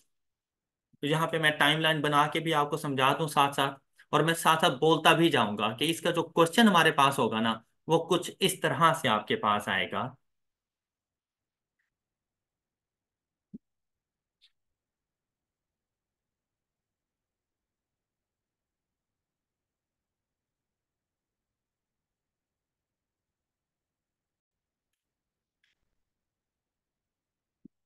Bye bye, Tata है। अच्छा बेटा, ये जीरो टाइम ड्यूरेशन आपसे कहा जाएगा, an amount of rupees 5,000 due in 2 years, and another amount of rupees 8,000 due in 5 years, and rupees 3,000 due in 7, at a rate of, कोई भी आपको यहाँ पे रेट ऑफ इंटरेस्ट बता दिया जाता है पर एन। सिंपल और कंपाउंड से दोनों से समझाऊंगा। तो पहले सिंपल इंटरेस्ट से, फिर इसी को ही हम लोग कंपाउंड इंटरेस्ट में कन्वर्ट कर देंगे। बेटा इसका मतलब यही नहीं है कि अमाउंट एक है और 2 साल में दोगे तो 5,000 दोगे, 5 सालों में दोगे तो 8,000 दोगे, और 7 सालों में दोगे तो 3,000 दोगे। नहीं, ये बेसिकली मैंने कोई लोन लिया हुआ है और मेरी जो सेटलमेंट हुई है ना उनके साथ, ये इंस्टॉलमेंट्स है उसकी, कि भाई मैं आपको ये जो लोन वापस करूंगा ना वो कुछ इस तरह की इंस्टॉलमेंट्स में वापस करूंगा, कि मैं आपको 5,000 दे दूंगा आज से 2 साल के बाद, मैं आपको 8,000 पे दूंगा आज से 5 साल के बाद, और रिमेनिंग 3,000 रुपीज मैं आपको पे करूंगा आज से 7 साल के बाद। लेकिन मेरी कोई लॉटरी निकल आई और मैं अपने क्रेडिटर से ये कह रहा हूं, मेरा तो वो क्रेडिटर हुआ ना, मैं उसका डेटर हुआ। ओके, मैं अपने क्रेडिटर से ये कह रहा हूँ कि बोल मैंने तुम्हारे कितने पैसे देने हैं, मैं आज ही तुम्हें पे करता हूँ। और वो कहेगा भाई आप मुझे ना, ये कितने हो जाते हैं टोटल 16, 16,000 रुपये दे दो। मैंने 16 नहीं थे, हालांकि अब टोटल देखो तो 16 बन रहा है, लेकिन 16 नहीं देना। क्यों? मैं आज पे कर रहा हूँ, अब जीरो टाइम ड्यूरेशन पे मौजूद हूँ। ये जो 5,000 है ना, याद रखना जब आपसे कहता है ना कि N amount of ₹5,000 due in 2 years, it means that at the end of second year principal plus interest is equal to 5,000। ये फ्यूचर की वैल्यू है, ये at the time of 2 years total amount ये है। ये बात समझ आ गई आप बच्चों को? इसी तरह से 5 years पर जो वैल्यू है वो 8,000 है। अब इसमें इंटरेस्ट भी शामिल है। ये जो 5,000 है ना, तो इसमें अगले 2 साल का इंटरेस्ट भी तो शामिल है। इसी तरह से ये जो मेरे पास 8,000 है, इसमें अगले 5 साल का भी तो इंटरेस्ट शामिल है। अगर मैं जल्दी पे कर रहा हूं तो क्या मुझे इंटरेस्ट देना चाहिए? अगर ये होता ना कर्जे हासना, मतलब rate of interest is equal to 0%, किसी किस्म का कोई इंटरेस्ट ना होता, फिर तो सिंपली इनको ऐड करते हो 16,000 पे जाके पे कर देते, शुक्रिया भी साथ में बोलते। ओके, लेकिन जहां पर ऐसा नहीं, जल्दी पे कर रहा हूं तो मुझे अमाउंट कम देनी चाहिए, वो फ्यूचर का भी इंटरेस्ट इसमें शामिल नहीं होना चाहिए। बेटा आपसे कह सकता है कि जीरो टाइम ड्यूरेशन पर आपकी ये अमाउंट क्या होगी, आज अगर पे करना चाहूं तो कितनी अमाउंट पे करो। या आपसे कह सकता है कि ये सिचुएशन हो तो बताओ आपने लोन कितना लिया था, प्रिंसिपल अमाउंट आप लोगों ने ली कितनी थी, तब भी जीरो पर आपने आना है। मतलब पॉइंट जीरो की वैल्यू करनी है, प्रेजेंट वैल्यू करनी है, लेकिन पूछने का अंदाज बदलता रहेगा। कभी आपसे कहेगा कि आज के दिन कितनी अमाउंट पे करूं, कभी आपसे कहेगा आपने लोन की अमाउंट कितनी ली थी, आज अगर पे करना चाहो तो क्या अमाउंट पे करोगे, इस किस्म की बातें वो करेगा। तो प्रिंसिपल अमाउंट फाइंड करनी है। ऐसी सिचुएशन के अंदर आपने सिर्फ ये देखना है मेरी मंजिल क्या है, मैंने कौन से टाइम ड्यूरेशन की अमाउंट फाइंड करनी है। वो जीरो पे भी हो सकती है, वो 4th ईयर पर भी हो सकती है, वो आपके पास 6th ईयर पर भी हो सकती है, वो आपके पास आफ्टर 7 years 10th ईयर पे भी हो सकती है। हमें से कोई फर्क नहीं पड़ता क्या आपने पे कब करनी है। तो वो आपको डिफरेंट सिचुएशन बता देगा कि अगर मैं आज से इसको 4 साल के बाद पे करना चाहूं तब मैं कितनी अमाउंट पे करूंगा। आज से अगर मैं इसको 6 साल के बाद पे करना चाहूं एक ही अमाउंट, तो मैं उसको कितनी अमाउंट पे करूं।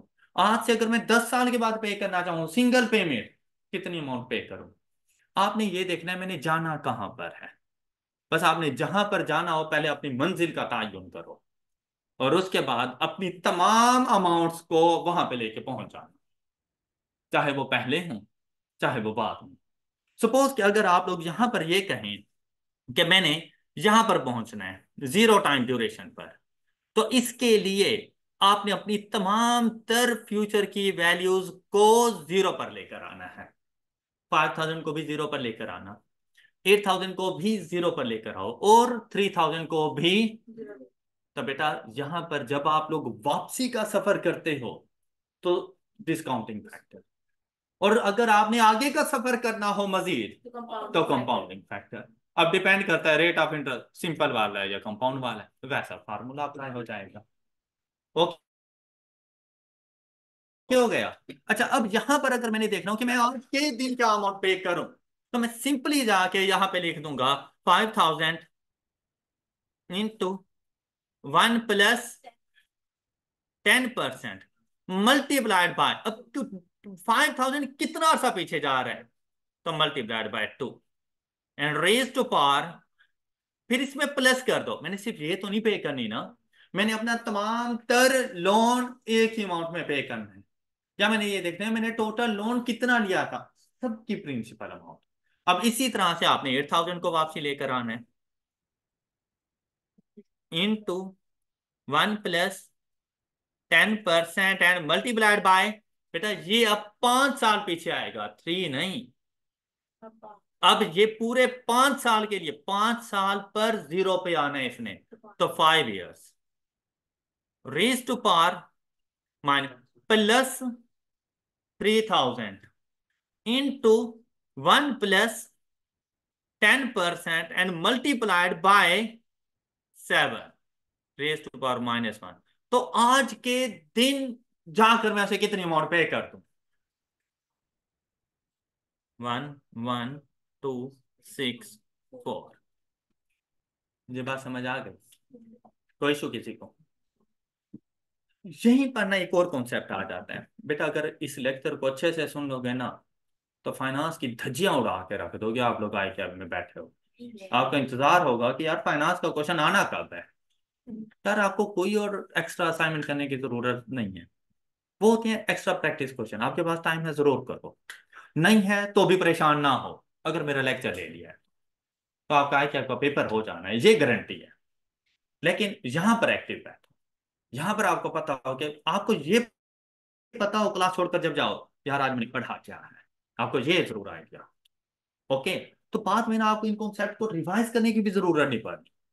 जब आई कैप हाउस में बैठे होगे ना मेरा लेक्चर याद आ रहा होगा, यार उस बंदे ने फाइनेंस पढ़ाया था और कुछ ऐसा बोला था, ऐसा कॉन्सेप्ट मौजूद था, तो हो जाना है। नेक्स्ट देखो, यहीं पे एक और कॉन्सेप्ट आ जाता है, पूरी स्टोरी ऐसी सुनाता है।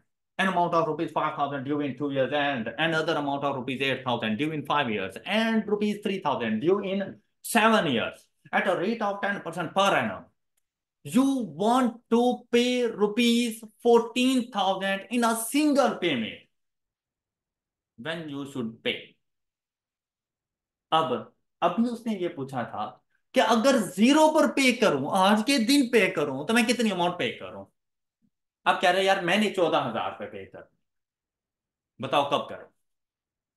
अब हमने उसे टाइम बताना है, पहले उसने हमसे अमाउंट पूछी थी, अब अमाउंट उसने खुद बता दी, टाइम पूछ लिया। ऐसे क्वेश्चन का पहला स्टेप यही है कि आपने उस सारे डेट को 0 पर लेकर आना है कि भाई अगर आज के दिन तुम पे करना चाहो तो आज तुम कितनी अमाउंट पे करोगे। बात समझ आ गई है? तो हमने उसे कहा कि यार अगर तुम आज पे करते ना तो 11,264 पे करते। उसने कहा नहीं, मैंने 14,000 पे करना है, बताओ कब करूं। तो 14,000 क्या आज से पहले जाके करेगा? तो वो फ्यूचर की वैल्यू, वो फ्यूचर की वैल्यू आज पे करे तो ये प्रिंसिपल की amount, rate of interest given है, टाइम में तो मिसिंग है। फ्यूचर वैल्यू का फार्मूला अप्लाई करो तो आपके पास टाइम आ जाएगा। ये देखें, 14,000 is equal to 1 1 2 6 4 into 1 + 10% multiplied by, अब आपने कैलकुलेटर पे टी की जगह पे एक्स पुट कर देना है और आपके पास आंसर आ जाएगा। यहाँ पे सुने, 1 1 2 6 4 into 1 + 10% multiplied by x, and the answer is 2.4289. T is equal to 2.43। लेकिन ये टाइम इन ईयर्स है, ऑप्शन में ये नहीं था। ऑप्शन में 2.43 नहीं था, ऑप्शन में कुछ ना कुछ मंथ्स वगैरह की बन थे, ईयर्स में थे, मंथ्स में थे। तो बेटा 2.43 से मुराद है भाई 2 साल के बाद, लेकिन 3 साल से पहले। एम आई राइट? तो 2 साल तो कंफर्म हो गए, इनको साइड पे कर दो, भाई तुम कंफर्म हो। अब हमने ये देखना है कि यार ये 0.43 के मंथ्स कितने बनते हैं, तो इसको कैसे सॉल्व करना है। भाई एक एक क्वेश्चन से आप लोगों ने हजारों कॉन्सेप्ट सीख के जाना है यहाँ पर। तो यहाँ पे क्या करना है, इज इक्वल टू, इसमें से 2 माइनस कर दो, आंसर माइनस, मतलब डेसिमल पॉइंट से पहले जो कंफर्म ईयर्स है ना, इनको तो साइड पे निकालो ना, कि भाई तुम कंफर्म हो, तुम तो जरा साइड पे हो जाओ। बाकी बच गए आपके पास यार ये -2 is equal to this. Okay, अब देखो अगर मैं 4 3 करूँ ना तो जरा राउंडिंग ऑफ के मसले आ जाते हैं, इसलिए मैं फुल अमाउंट दे रहा हूँ। ऑलराइट, अब ये टाइम जो है 0.428 टाइम, ये भी इन ईयर्स है, मैंने मंथ्स में कन्वर्ट करना है। तो इसको मल्टीप्लाइड बाय, अब एक साल में कितने महीने होते हैं? 12।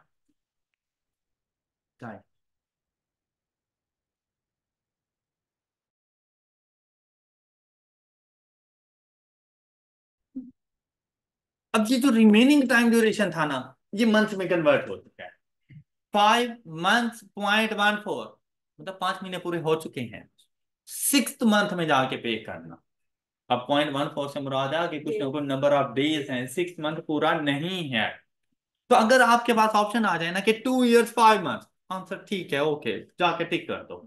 लेकिन अगर साथ में डेज भी मौजूद हैं, अगर हैं, तो आप लोगों ने फिर इसमें से, अब ये आपको पता चल गया कि ये 2 years 5 months, मैंने इसको कन्वर्ट किया 2 years 5 months। अब डेज की तरफ चलते हैं, -5, ये डेसिमल के बाद वाली वैल्यू, एक महीने में कितने दिन होते हैं, मल्टीप्लाइड बाय 30 है, 4.43, मतलब 5th डे।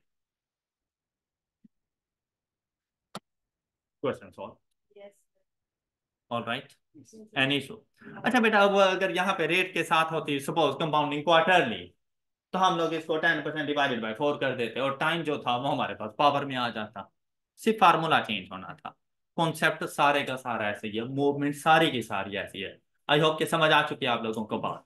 जो जरूरी नहीं कि जीरो पे ही पूछे, आपसे ऐसा भी कह सकता है कि भाई हम लोग सिंगल पेमेंट करना चाह रहे हैं, लेकिन वो सिंगल पेमेंट हम लोग करेंगे कब? कब? छुट्टियों पर? अच्छा, मैं मुझे छुट्टियों पर 6th ईयर में कर देते हैं। मैसेज आप समझ रहे हैं कि शायद छुट्टियां ईद की छुट्टियों पे जाके करेंगे। तो मैं अभी काउंट करने लगा था कि ईद की छुट्टियां कब होनी है।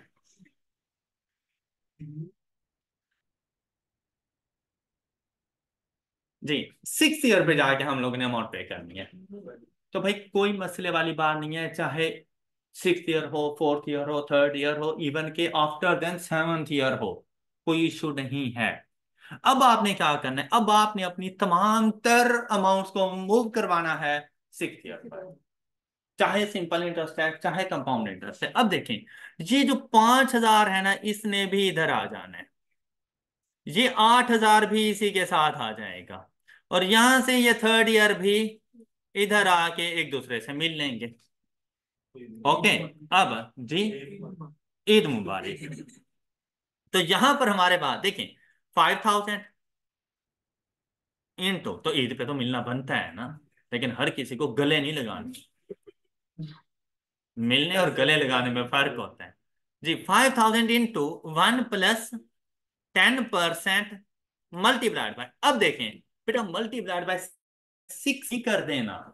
2 पर तो मैं पहले से मौजूद हूं, और 6 पर मैंने जाना है, तो मैं आगे 4 साल के लिए जाऊंगा। ऑलराइट, तो यहाँ पे मल्टीप्लाइड बाय 4 प्लस, अब ये आगे की तरफ जा रहे थे तो कंपाउंडिंग फैक्टर से जाएंगे, इसकी पावर नेगेटिव नहीं कर देनी। फिर +8,000, 1 + मल्टीप्लाइड बाय, अब 5 ने 6 पर जाना है, तो अगर ये ना भी लिखते तो कोई फर्क नहीं पड़ रहा था सोल्यूशन। क्लियर? +3,000, 1 + 10%, अब 7 से 6 पर आएगा, एक साल पीछे, तो ये डिस्काउंटिंग फैक्टर के जरिए आएगा। बस यही फर्क है कि आपने ये देखना है कि जहां पर मैं मौजूद हूं, अगर उससे कोई पहले वाली वैल्यूज हैं तो उसके ऊपर कंपाउंडिंग फैक्टर फ्यूचर वैल्यू का फार्मूला, और अगर उसके बाद की कोई वैल्यूज हैं और मेरी तरफ आनी है तो उनके ऊपर डिस्काउंटिंग फैक्टर प्रिंसिपल अमाउंट का फार्मूला, और आपके पास एक्स की वैल्यू आपने फाइंड करनी है। Any issue? गुड, क्या बात है। एंड आंसर इज 1852 अब ये वाली अमाउंट पे करो उसको, कोई बात नहीं, वो पैसे मुझसे ले लो।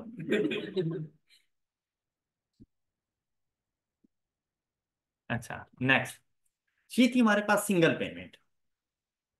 ऐसा भी हो सकता है कि आपसे कहे कि हम 2 इंस्टॉलमेंट्स में पे करेंगे। ओके, अगर 2 इंस्टॉलमेंट्स की बात आ जाए तो डिफरेंट टाइम ड्यूरेशन होंगे, और वो डिफरेंट टाइम ड्यूरेशन कुछ भी हो सकते हैं। सपोज कि एक आपसे कहता है हम लोग इंस्टॉलमेंट पे करेंगे, हाँ जी, कब करनी है पहली इंस्टॉलमेंट पे, मतलब ये खुद इंस्टॉलमेंट्स में थे, हम इस टाइम पे नहीं पे कर रहे हैं, हम इसके अलावा किसी और इंस्टॉलमेंट पे करने जा रहे हैं, और वो चले यहाँ पे थर्ड ईयर पे आ जाए। ओके, आप लोगों ने टोटल डेट रीपे करना है इन 2 इंस्टॉलमेंट्स। ये दोनों इंस्टॉलमेंट इक्वल अमाउंट की भी हो सकती हैं, ये डिफरेंट अमाउंट्स की भी हो सकती हैं। अब आपको बता दें कि इन 2 इक्वल इंस्टॉलमेंट्स, अगर आपसे बात करता है इन 2 इक्वल इंस्टॉलमेंट्स और मैंने इंस्टॉलमेंट फाइंड करनी है, तो दोनों को एक्स कंसीडर कर लेना। ऑलराइट, दोनों सेम है तो दोनों को एक्स कंसीडर कर लेना। लेकिन ऐसा भी हो सकता है, the first instalment is twice of the double instalment, तो सेकंड वाली को एक्स, फर्स्ट वाली को 2x। First instalment is 500 greater than the second instalment, तो सेकंड वाली को x, फर्स्ट वाली को x प्लस 500, या फर्स्ट वाली को x, सेकंड वाली को x माइनस 500। तो अकॉर्डिंग टू सिचुएशन आपने ये अज्यूम करनी है कि वैल्यूज क्या है। क्या आपको ये बात समझ आ गई? मैं सपोज कर लेता हूं कि first instalment, second instalment is 2000 greater than the first instalment, मतलब ये इक्वल भी हो सकती थी, लेकिन मैंने ये कहा कि second instalment is 2000 greater than the first instalment, तो मैं फर्स्ट को एक्स कंसीडर करूंगा और सेकंड वाली को,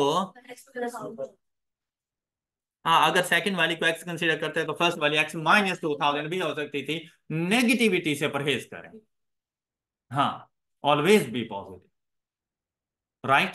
इसी तरह से जब हम लोग कहते हैं ना first instalment is twice of the second instalment, तो आप लोग ऐसा कर सकते हैं कि सेकंड इंस्टॉलमेंट को एक्स और फर्स्ट वाली को 2x, लेकिन आप ये भी कर सकते हैं कि फर्स्ट वाली को x और दूसरी वाली को x डिवाइड बाय 2। तो जिस तरह से नेगेटिविटी से परहेज करना है वैसे ही डिवीजन से भी परहेज करना है।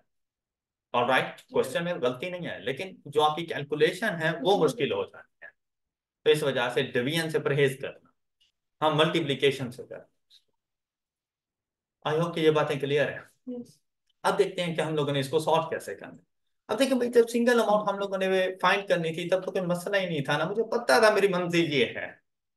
यहां पर अब दो डिफरेंट जगहों पर मौजूद हैं, तो आपको कहेगा मेच्योरिटी डेट इज 3 इयर्स या मेच्योरिटी डेट इज 6 ईयर, तो जो मेच्योरिटी डेट वो आपको बता दे आपने अपनी तमाम अमाउंट्स को वहीं पे लेके जाना है, अगर बता दे तो। लेकिन अगर क्वेश्चन साइलेंट है और आपको नहीं बता रहा, तो फर्स्ट जो डेट आए वो आपकी मेच्योरिटी डेट है, जो पहली डेट जहां पे पहली इंस्टॉलमेंट पे करनी है ना, फिर वो आपकी मेच्योरिटी डेट है, अगर क्वेश्चन साइलेंट है तो। बात क्लियर हो गई? अच्छा, हम थर्ड ईयर पे ही लेके चलते हैं। आपके रूल्स में किसी किस्म का कोई चेंज नहीं है, वही रूल है कि अपनी तमाम तर अमाउंट्स को आप लोगों ने लेकर आ जाना है थर्ड ईयर पर, लेकिन सिर्फ डेट को ही नहीं, अपनी पेमेंट को भी थर्ड ईयर पे लेकर आना। मतलब कि सिर्फ 5, 8 और 3000 को नहीं, एक्स प्लस 2000 को भी थर्ड ईयर पे लेके आना। आपके पैसे क्या हराम क्या है? क्या उसके ऊपर फिर इंटरेस्ट नहीं होना चाहिए?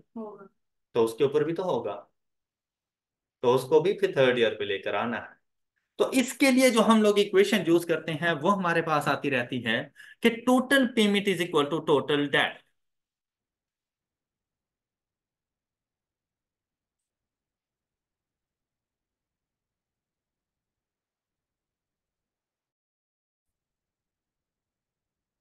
देखिए, मैंने आपके 10,000 रुपए देने थे और मैं आपको 8,000 रुपए दे दूं, क्या हमारा डेट क्लियर हो जाएगा? आप कहेंगे ना कि भाई 2,000 रुपये भी बाकी हैं। मैंने आपके 8,000 रुपये देने थे और मैंने आपको 5-5 हजार रुपए के 2 नोट दे दिया, आप मुझे सलाम करेंगे, okay sir, thank you so much, हमारा डेट क्लियर हो गया? मैं आपसे कहूंगा भाई 2,000 रुपये निकालो, कहाँ क्लियर हुआ अभी अभी आपने मेरे 2,000, लेकिन अगर 10 देने थे और 10 ही दे तो आप कहेंगे दैट्स ग्रेट। ऐसा ही है ना। ये वो बात है कि भाई आपने जितना कर्जा लिया हुआ है आपकी पेमेंट उसके इक्वल होनी चाहिए। और ऊपर भी हम लोग बेसिकली इसी को ही फॉलो कर रहे थे। वहां पे पेमेंट एक ही थी, एक्स थी, हमने भी वहीं पे जाना था। तो एक्स इज इक्वल टू, आगे इक्वेशन होती थी तो सिर्फ अगली इक्वेशन लिख देते थे, मसला नहीं होता था। लेकिन जहां पर जब आपके पास आपकी अपनी पेमेंट से ज्यादा हो, तो फिर ऐसी सिचुएशन में आपने अपनी अपनी पेमेंट्स को भी उस टाइम ड्यूरेशन पर लेकर आना है, मैच्योरिटी डेट पर लेकर आना है। तो उसके लिए आप करेंगे अपनी पेमेंट्स। तो मेरी दो पेमेंट्स हैं, एक्स, और वो थर्ड ईयर पे मौजूद है, और मैंने भी उधर ही आना है। तो उसके ऊपर किसी किस्म का कोई फैक्टर अप्लाई करने की जरूरत नहीं। वो वो सिर्फ ऐड हो जाएगी, एक्स प्लस दो पेमेंट्स हैं, अब दूसरी पेमेंट लेकर आएंगे। अच्छा, मैं इसको इक्वल कर सकता था, लेकिन जहां पर ना मैंने आपको एक छोटा सा कॉन्सेप्ट समझाना था, इस वजह से मैंने सेकंड इंस्टॉलमेंट को 2,000 ग्रेटर रखा था कि बेटा अब आप लोगों ने अपनी इस पेमेंट को भी यहां पर लेकर आना है। तो देखो पीछे की तरफ लेके आ रहे हो, डिस्काउंटिंग फैक्टर अप्लाई करोगे, और कैसे, एक्स प्लस 2,000, और डिस्काउंटिंग फैक्टर क्या है आपके पास, 1 + 10% मल्टीप्लाइड बाय 6 से 3 पर आ रहे हो कितने टाइम के लिए, रेज टू पावर। और अगर आपने ऐसे लिख दिया, क्वेश्चन गलत है। ये कॉन्सेप्ट समझाना था कि बेटा आपने ऐसा नहीं करना, आप लोगों ने अपनी प्रिंसिपल को भी ब्रैकेट में रखना है। अगर आपने प्रिंसिपल के साथ ब्रैकेट ना लगाई तो फैक्टर सिर्फ 2,000 के ऊपर अप्लाई हो जाए और आपका सोल्यूशन गलत हो। अब ये वो मिस्टेक थी जो बच्चे को कहीं नजर भी नहीं आती कि मैंने कोई मिस्टेक की है। देखो सिंगल एक एक्स था ना, वो तो एक्स मल्टीप्लाई हो रहा है, कोई इशू नहीं था। लेकिन अगर इसके साथ एक्स प्लस माइनस कुछ भी हो, तो बेटा उस टोटल प्रिंसिपल को ब्रैकेट में रखना, हमेशा ये बात याद रख ले कि आपने कोई प्रिंसिपल ब्रैकेट में रखना, ताकि पूरा प्रिंसिपल फैक्टर से मल्टीप्लाई हो सके। अदरवाइज सिर्फ 2,000 हो जाता। ये बात समझ आ गई, फैक्टर मैंने सही लिखा है। अब जी आपकी टोटल पेमेंट्स हैं जो कि थर्ड ईयर पे पहुंच चुकी हैं और वेट कर रही हैं आपके डेट का। तो इसको इज इक्वल टू कर देंगे आपके डेट की अमाउंट के, और आपके पास आपके डेट की अमाउंट, बेटा सेम रूल्स कि यहां से ये 5,000 इसके पास जाएगा, तो 5,000 ने आगे जाना है। क्या करेंगे इसके ऊपर, 5,000 तो 1 + 10% एंड मल्टीप्लाइड बाय, कुछ ना भी लिखो तो कोई फर्क, क्योंकि 1 ईयर था, plus next value is into 1 + 10% and multiple. अब इसने 8,000 ने आना है 3 पर आना है, लेकिन सफर कितना तय करेगा ये, 2 साल का। तो multiplied by 2 raise to power -1 plus into 1 + multiplied by, और 7 से ये 3 पर आएगा जी, 4 रेज टू पावर। अच्छा बात सुने, वैसे तो पूरी इक्वेशन कैलकुलेटर पे बता दें आपके पास एक्स की वैल्यू आ जाएगी, लेकिन आपकी कैलकुलेटर की रेंज से बाहर जा सकता है। तो इसको सॉल्व करने के लिए इक्वल टू से पहले वाले पोर्शन में कोई चीज मिसिंग नहीं है, ऐसे ही है ना। तो पहले वो सॉल्व कर लो, उसकी वैल्यू फाइंड कर लो। अपने काम को थोड़ा सा आसान करना है, इक्वल टू के बाद वाले सारे फैक्टर की वैल्यू फाइंड कर लो कि उसकी वैल्यू क्या बनती है हमारे पास।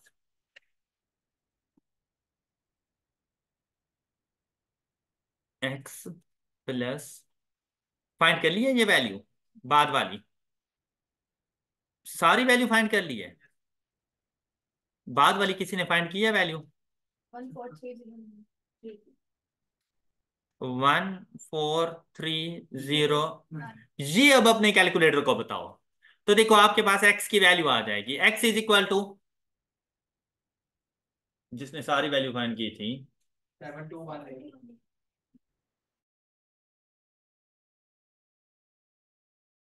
क्या बात है। तो बेटा ये एक्स फर्स्ट इंस्टॉलमेंट, क्वेश्चन में अगर आपसे पूछ ले कि फर्स्ट इंस्टॉलमेंट क्या होगी, तो हम कहेंगे 7218। और अगर आपसे पूछ ले कि आपकी सेकंड इंस्टॉलमेंट क्या होगी, तो बेटा सेकंड इंस्टॉलमेंट थी एक्स प्लस 2000, तो वो बन जाएगा 921। अब देखिए सेकंड इंस्टॉलमेंट 2000 ग्रेटर नहीं आ गई फर्स्ट से, यस। और आपका लोन सारे का सारा सेट ऑफ हो जाए। कोई इशू?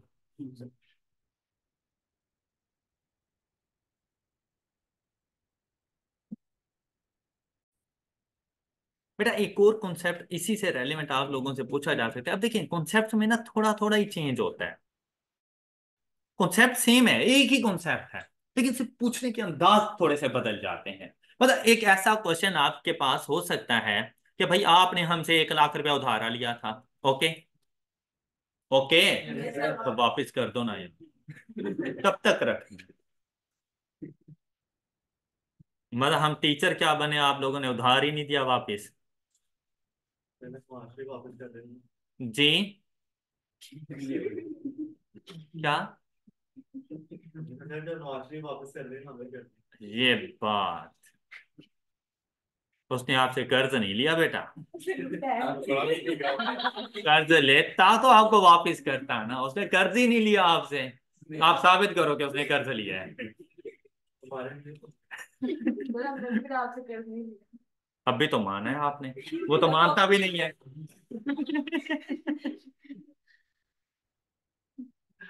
अच्छा सुनिए बेटा, 1 लाख रुपए का लोन था जो कि हम लोगों ने रिटर्न करना था विद इन 3 इयर्स। उसमें फर्स्ट ईयर में हम लोगों ने जाकर 20,000 रुपीज रिटर्न कर दिए। सेकेंड ईयर में जाकर हम लोगों ने 50,000 रुपीज रिटर्न कर दिए। बताइए मैं थर्ड ईयर में जाकर कितनी एक सिंगल पेमेंट करूं कि मेरा सारा लोन सेट ऑफ हो जाए।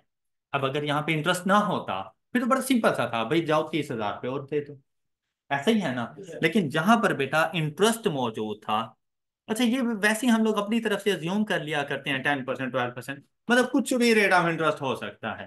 और देखें, मैं यहाँ पे अगर इसको सिंपल इंटरेस्ट से करूं या कंपाउंड इंटरेस्ट से करूं, बेटा सिर्फ फार्मूले के फैक्टर का फर्क है, कॉन्सेप्ट का कोई फर्क नहीं। तो सपोज अगर यहाँ पे कंपाउंडिंग आ जाता, तो सिर्फ वो कंपाउंडिंग फैक्टर हम लोग अप्लाई कर देते इसके ऊपर। ऑल राइट, ये जरा खुद ट्राई करो, मुझे बताओ कि मैं थर्ड ईयर के एंड पर क्या अमाउंट जाके पे करूं, खुद से ट्राई करो, शाबाश। इसके लिए सेम वैसा ही कॉन्सेप्ट बेटा, कि ये जो एक्स है ना, ये मेरी पेमेंट है, और ये पेमेंट ही मैंने फाइंड करनी है। अब यहाँ पर मुझे मेच्योरिटी डेट बताने की जरूरत नहीं है, बस यही है, मैंने इधर ही जाना है। वो उस टाइम पे बताई जाती है जब दो वैल्यूज हों, जब दो मंजिलें हों, तो उनमें से एक के बारे में बताया जाता है आपको। अब आपने क्या करना है, मैंने आपको एक ही रूल बताया, total payment is equal to total debt, और आपने तमाम तर अमाउंट्स को वहां पे लेके जाना है। तो ये है एक्स जो मैंने फाइंड करना है, मैंने कहा एक्स, लेकिन ये the one and only payment नहीं है। इससे पहले मेरी दो पेमेंट्स गुजर चुकी हैं, तो मैंने इनको भी यहाँ पे लेके जाना है। तो पहले इस 50 को यहाँ पे लेके जाए। अच्छा बेटा कोई फर्क नहीं पड़ता कि मैं पहले 50 लेके जा रहा हूँ या 20 लेके जा रहा हूँ, होने दोनों ने ऐड होना है। तो अगर मैं 5+3 करूँ या 3+5 करूँ, आंसर 8 ही है। तो उसमें ना परेशान होना कि हमने इसको पहले लिख दिया और इसको बाद में लिख दिया। तो 50,000, अब इसने आगे की तरफ जाना है, तो कौन सा फैक्टर? कंपाउंडिंग, 10% कितने अरसे के लिए, प्लस एक और अभी पेमेंट है मेरी, और वो है 20,000, इन टू 1+10%। बेटा ये 1 ईयर पर मौजूद है और इसने थर्ड ईयर पर जाना है, तो 2 ईयर्स के लिए। ये भी कंपाउंडिंग फैक्टर, मेरी पेमेंट्स खत्म हो गई, जो कि इक्वल टू होनी चाहिए मेरे डेट के। और डेट कितना है? ये तो वो है जो मैंने लिया था, लेकिन थर्ड ईयर पर इसे भी लेकर जाना है, तो 1+10 मल्टीप्लाइड बाय। अब ये इक्वेशन अपने कैलकुलेटर को फेंक, कितने बच्चों ने ये वाली इक्वेशन बनाई थी? गुड। और यहां से आपके पास एक्स की वैल्यू आ जाएगी,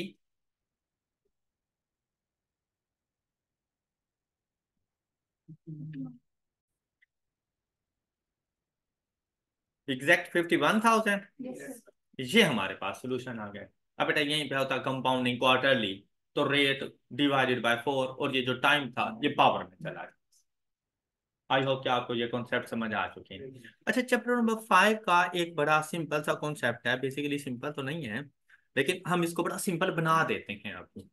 और वो कुछ इस तरह से कि पहले ना कॉन्सेप्ट समझें कि है क्या कॉन्सेप्ट। जब ये स्टोरीज आपके माइंड में रहती है ना, तब आपको चीजें याद हो जाती हैं।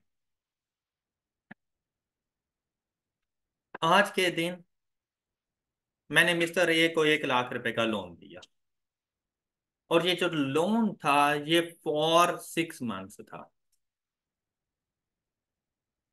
अच्छा बेटा, टाइम ड्यूरेशन इन ईयर्स भी हो सकता है और इन मंथ्स भी हो सकता है। मैंने कहा ये फॉर 6 मंथ्स था, और उन्होंने कहा कि हम आपको 1 लाख रुपए 6 माह के बाद वापस कर दें।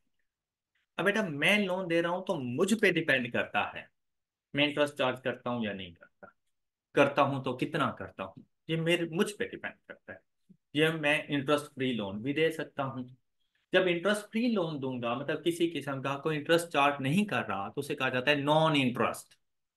और राइट, कि मैं किसी किस्म का कोई इंटरेस्ट चार्ज, तो जो मैंने 1 लाख रुपया लोन दिया है, मैंने वापसी कितना लेना है फिर? 1 लाख रुपये लेना है, अगर मैं उसके ऊपर इंटरेस्ट चार्ज नहीं कर रहा तो। और इन केस अगर मैं इंटरेस्ट चार्ज कर रहा हूं, तो आपने पहले ये कैलकुलेट करना है कि इस इंटरेस्ट की वजह से मैं कितनी अमाउंट जाके यहां पे रिसीव करूं। अगर ये 10% हो, तो eight the end of 6 months मैं टोटल अमाउंट उनसे रिसीव कितनी करूंगा, जरा फाइंड करना।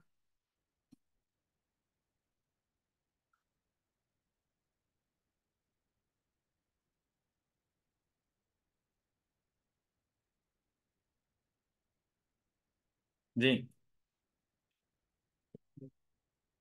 जी 1 लाख।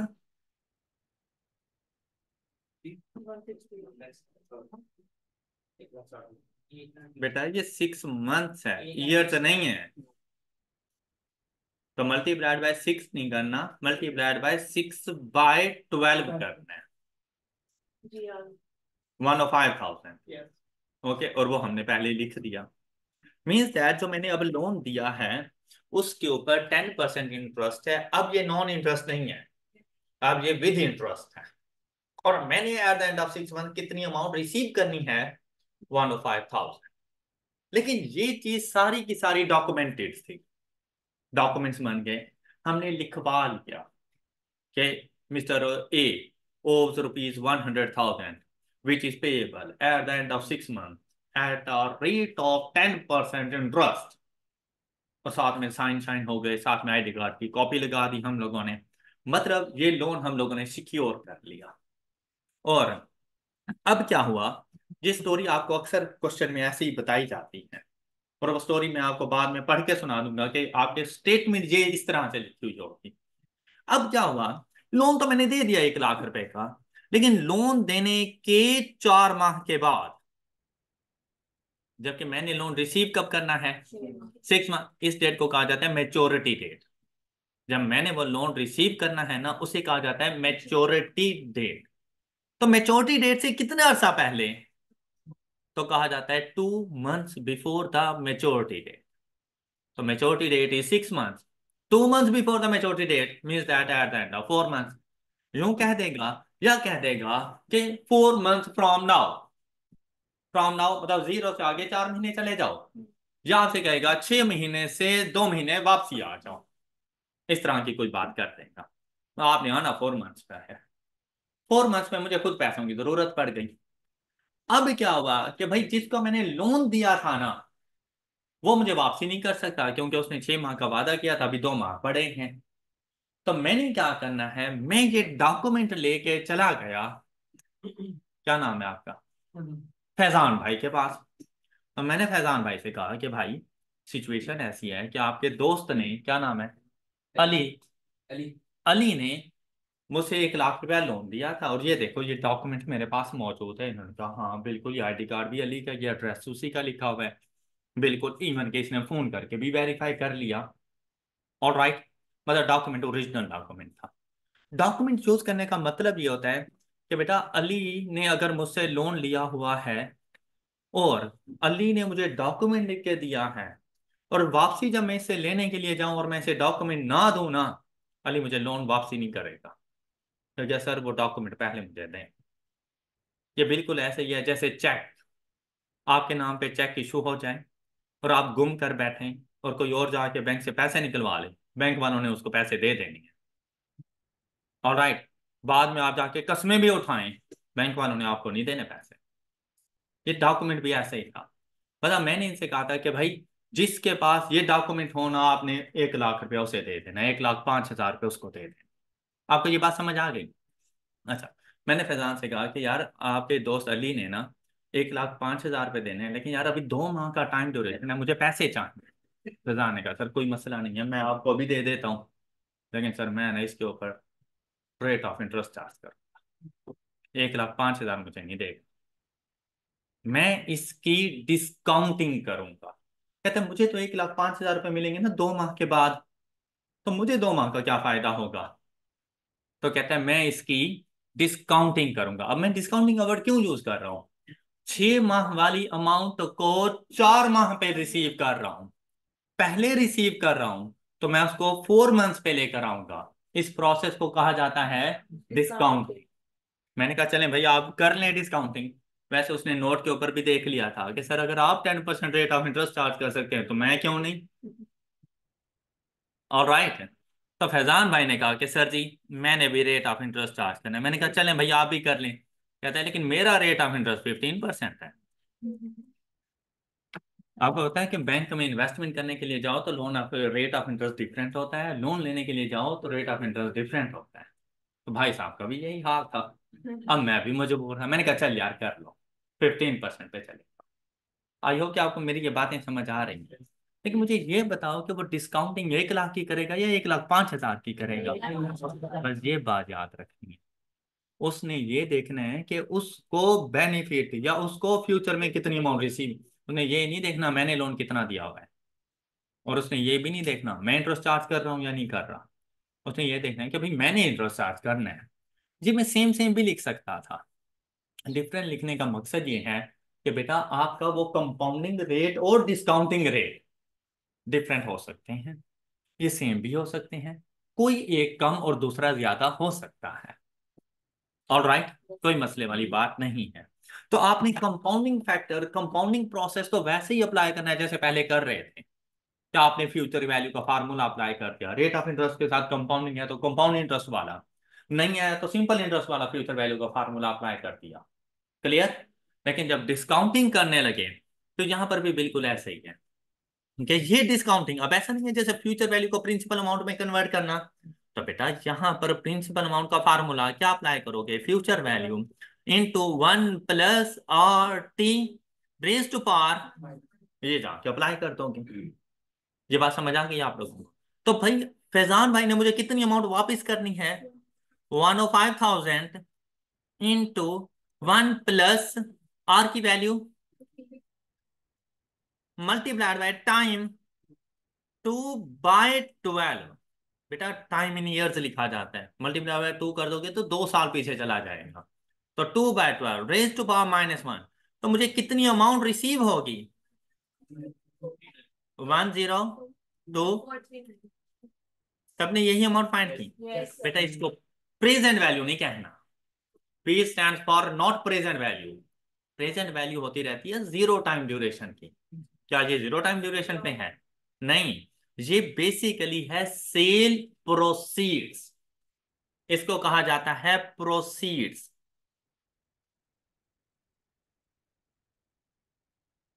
प्रोसीड्स क्या होती रहती हैं, ये जब आप कोई चीज सेल करते हो ना, और उसकी जो कॉन्सिडरेशन आपको रिसीव होती है उसे प्रोसीड्स कहा जाता है। अब मैंने वो एक डॉक्यूमेंट फैजान को सेल किया और उसके अगेंस्ट मुझे ये वाली अमाउंट मिली, इसलिए इसको प्रोसीड्स बोलते हैं। ये प्रेजेंट वैल्यू नहीं है। तो पी स्टैंड फॉर यहां पर प्रोसीड्स, ना के प्रेजेंट वैल्यू। और इस डॉक्यूमेंट में प्रेजेंट वैल्यू कौन सी है, 1 लाख रुपए। और इस प्रेजेंट वैल्यू को कहा जाता है उस डॉक्यूमेंट की फेस वैल्यू। जैसे 100 रुपए के नोट के ऊपर 100 रुपए लिखा हुआ है, कैसे हमें पता चलता है कि ये 100 रुपए का नोट है? उसकी फेस के ऊपर लिखा हुआ है कि भाई ये 100 रुपए का है। और इसी तरह 500 वाला है तो भाई उसके ऊपर लिखा हुआ है 500 का है। तो डॉक्यूमेंट के ऊपर कितना लिखा हुआ था? 1 लाख रुपए। उसकी फेस वैल्यू 1 लाख रुपए। बात क्लियर हो गई? बेटा मैंने ना आप लोगों को डिस्काउंटिंग पढ़ाई यहाँ पर। और रेट ऑफ इंटरेस्ट अगर कंपाउंडिंग के साथ होते तो कंपाउंड इंटरेस्ट वाले फार्मूलाज इधर अप्लाई करते थे। और ये डिस्काउंटिंग मैंने बेसिकली विद इंटरेस्ट आप लोगों को पढ़ाई कि कंपाउंडिंग प्रोसेस में भी हम लोग इंटरेस्ट चार्ज कर रहे हैं और डिस्काउंटिंग प्रोसेस में भी हम लोग इंटरेस्ट। हमारा जो फोकस है ना वो डिस्काउंटिंग प्रोसेस के ऊपर है कि डिस्काउंटिंग कैसे करनी है। कंपाउंडिंग प्रोसेस में कोई ऐसा सच मुश्किल बात नहीं है। अच्छा एक तो यही हो गया कि आपको यही स्टोरी बताई जाएगी। A document of rupees 100,000 at a rate of 10% payable at the end of 6 months is discounted 2 months before the maturity date at a rate of 15%. Find the amount of proceeds. तो हम लोग बता देंगे 102,439। बात समझ आ गई सब? अब आता है इसमें ट्विस्ट। और ट्विस्ट क्या है? स्टोरी बिल्कुल सेम सेम है। मैंने 1 लाख रुपए का लोन दिया अली भाई को, 10% उसके ऊपर इंटरेस्ट चार्ज किया, इससे सारे डॉक्यूमेंट्स मैंने लिखवा दिए। इसने मुझे एक प्रोमिजरी नोट बना के दे दिया। प्रोमिजरी नोट मींस दैट इसने मेरे साथ प्रॉमिस कर लिया कि मैं आपको ये eight the end of 6 month पे कर दूंगा। तो वो प्रॉमिस जिस डॉक्यूमेंट पे लिखा जाता है उसे प्रोमिजरी नोट कह देते हैं। ये बिल ऑफ एक्सचेंज भी हो सकता है, मतलब इस किस्म के वर्ड्स यूज कर सकते हैं। Promissory note, bill of exchange, cheque की कोई बात आती है। मैंने इसे कहा कि ठीक है यार आप 1 लाख रुपए लेके जाओ, ऐसा करो 1 लाख के बाद आपने मुझे कितने पैसे देने हैं? 105,000। मैंने कहा 105,000 का मुझे चेक लिख कर दे दो, सिर्फ सिक्योरिटी पर्पस। मैंने कहा 105,000 का मुझे चेक लिख कर दे दो, लेकिन डेट आज की नहीं डालेगा, क्योंकि अगर आज की डालता है और 6 माह बाद उसने वैसे ही एक्सपायर हो जाना है, तो डेट उस टाइम की ही डालेगा। सपोज क्या आज अगर 1 जनवरी है और अगर इसने मुझे 6 मंथ के बाद पेमेंट करनी है, 30 जून डाल दे। मतलब इसे कहा जाता है पोस्ट डेटेड चेक। जिसकी अभी तक डेट ना आई हो, जिसने फ्यूचर में इन कैश होना हो, उसे कहा जाता है पोस्ट डेटेड चेक। ये 30 जून की डेट डाल दें कि सर जाके 30 जून को मेरे अकाउंट से पैसे निकलवा लेंगे। वरना एटलीस्ट वन टाइम मैं से कहूंगा हाँ भाई डेट ड्यू आ चुकी है, चेक कैश करवाऊं या तुम मुझे कैश दोगे। तो जैसे इसकी सिचुएशन होगी उसके मुताबिक ये मुझे गाइड कर देगा। सपोज ये कहेगा हाँ आप मुझसे कैश लेके जाएं, मैं चेक इसको दे दूंगा, कैश लेके चला जाऊंगा। अदरवाइज ये कहेगा मेरे बैंक अकाउंट में रखें, आप वही चेक दे दें, तो मुझे बैंक वाले पैसा दे देंगे। ये एक लीगल डॉक्यूमेंट है। बात समझ आ गई? मैंने सेम सिचुएशन कि 2 month before the maturity date मुझे पैसों की जरूरत पड़ गई। मैं वो चेक लेकर बैंक में चला गया। बैंक वाले आपको 105,000 नहीं पे करेंगे। बैंक वाले जैसे ही देखेंगे ना कि भाई इसके ऊपर तो 30 जून लिखा हुआ और अभी अप्रैल का एंड है, वो कहेंगे भाई 2 माह बाद आना। बात ही नहीं सुनेंगे। फिर जब मैं उनसे कहूंगा ना कि यार इसकी डिस्काउंटिंग कर दो, अब वो मेरी बात सुनेंगे, वो कहेंगे आ जाए आ जाए, इस काम के लिए तो हम बैठे हैं। क्योंकि चेक एक लीगल डॉक्यूमेंट है, उनकी अपनी बैंक का है और वो वेरीफाई भी कर सकते हैं कि भाई अली कौन सा क्लाइंट है हमारा, गुड क्लाइंट है बैड क्लाइंट है, उसके अकाउंट में इतने पैसे रखे भी हैं नहीं रखे हुए। उन्हें पता चल गया कि हाँ यार इसके अकाउंट में पैसे हैं, हमें मिल जाएंगे।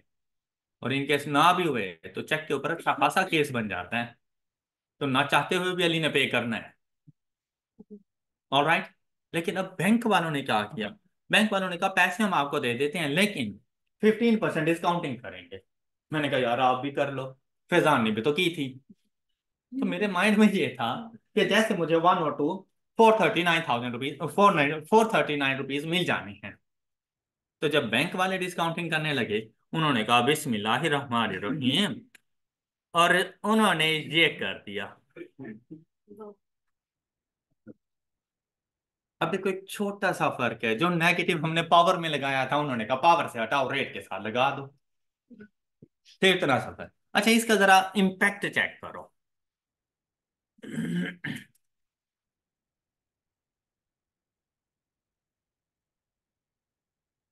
Multiplied by 6/12। अब बेटा पावर में नेगेटिव नहीं लिखना अगर रेट के साथ आ गया तो। एंड आंसर इज 102 375 दोबारा चेक करो।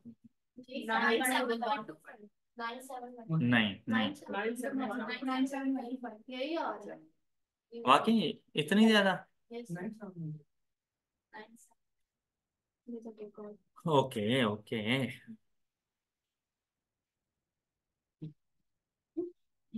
नहीं।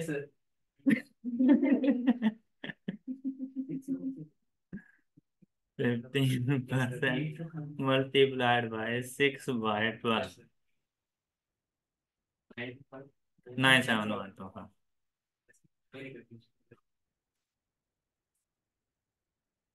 ये कौन था दूसरी अमाउंट बताने वाला?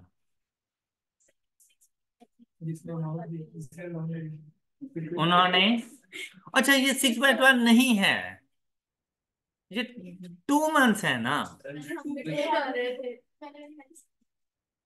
कोई हाल नहीं है, मुझे खुद परेशान कर दिया आप लोगों ने, ये क्या हो गया है?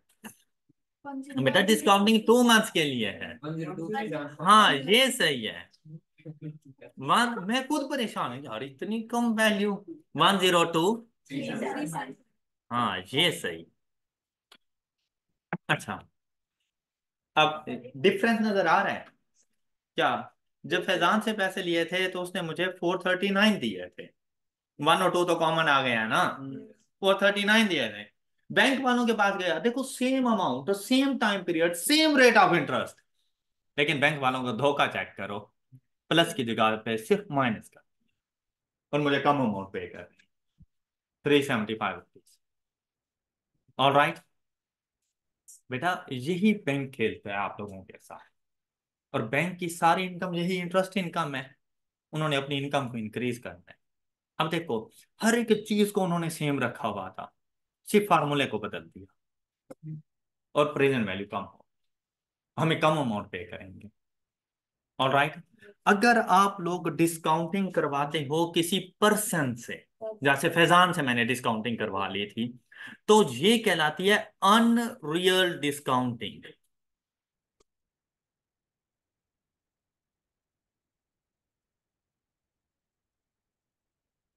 ये क्या कहलाएगी? और अगर डिस्काउंटिंग करवाते हो बैंक से, तो ये कहलाती है रियल डिस्काउंट।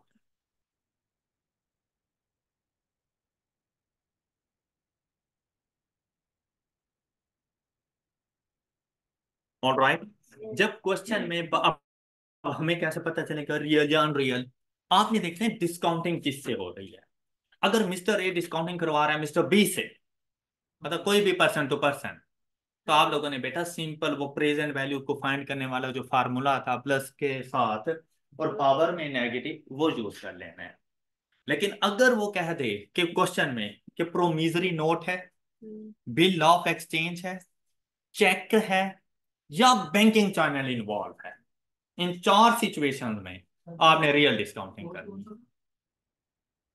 है। प्रोमिसरी नोट, या सिर्फ नोट का वर्ड यूज किया जाता है। बिल ऑफ एक्सचेंज, तो सिर्फ बिल का वर्ड यूज किया जाता है। ठीक है, चेक या बैंक, ये 4 चीजों में से कोई आ जाए तो आपने रियल डिस्काउंटिंग करनी है।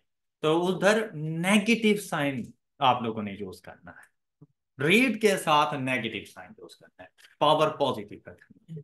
ऑल राइट, अच्छा बेटा, अगर ये मैंने सिंपल इंटरेस्ट में आप लोगों को रियल अनरियल डिस्काउंटिंग के फार्मूलाज बता दिए, तो अगर सपोज यहाँ पे कंपाउंड इंटरेस्ट हमारे पास होता, तो कंपाउंड इंटरेस्ट में जो हमारे पास फार्मूलाज बन रहे थे वो बनते proceeds is equal to 1 plus, sorry S आएगा पहले, S × 1 plus R/M raise to power minus, और यहां पर proceeds is equal to future value into 1 - R/M raise to power, अगर कंपाउंड इंटरेस्ट हो तो डिस्काउंटिंग है ये फार्मूला।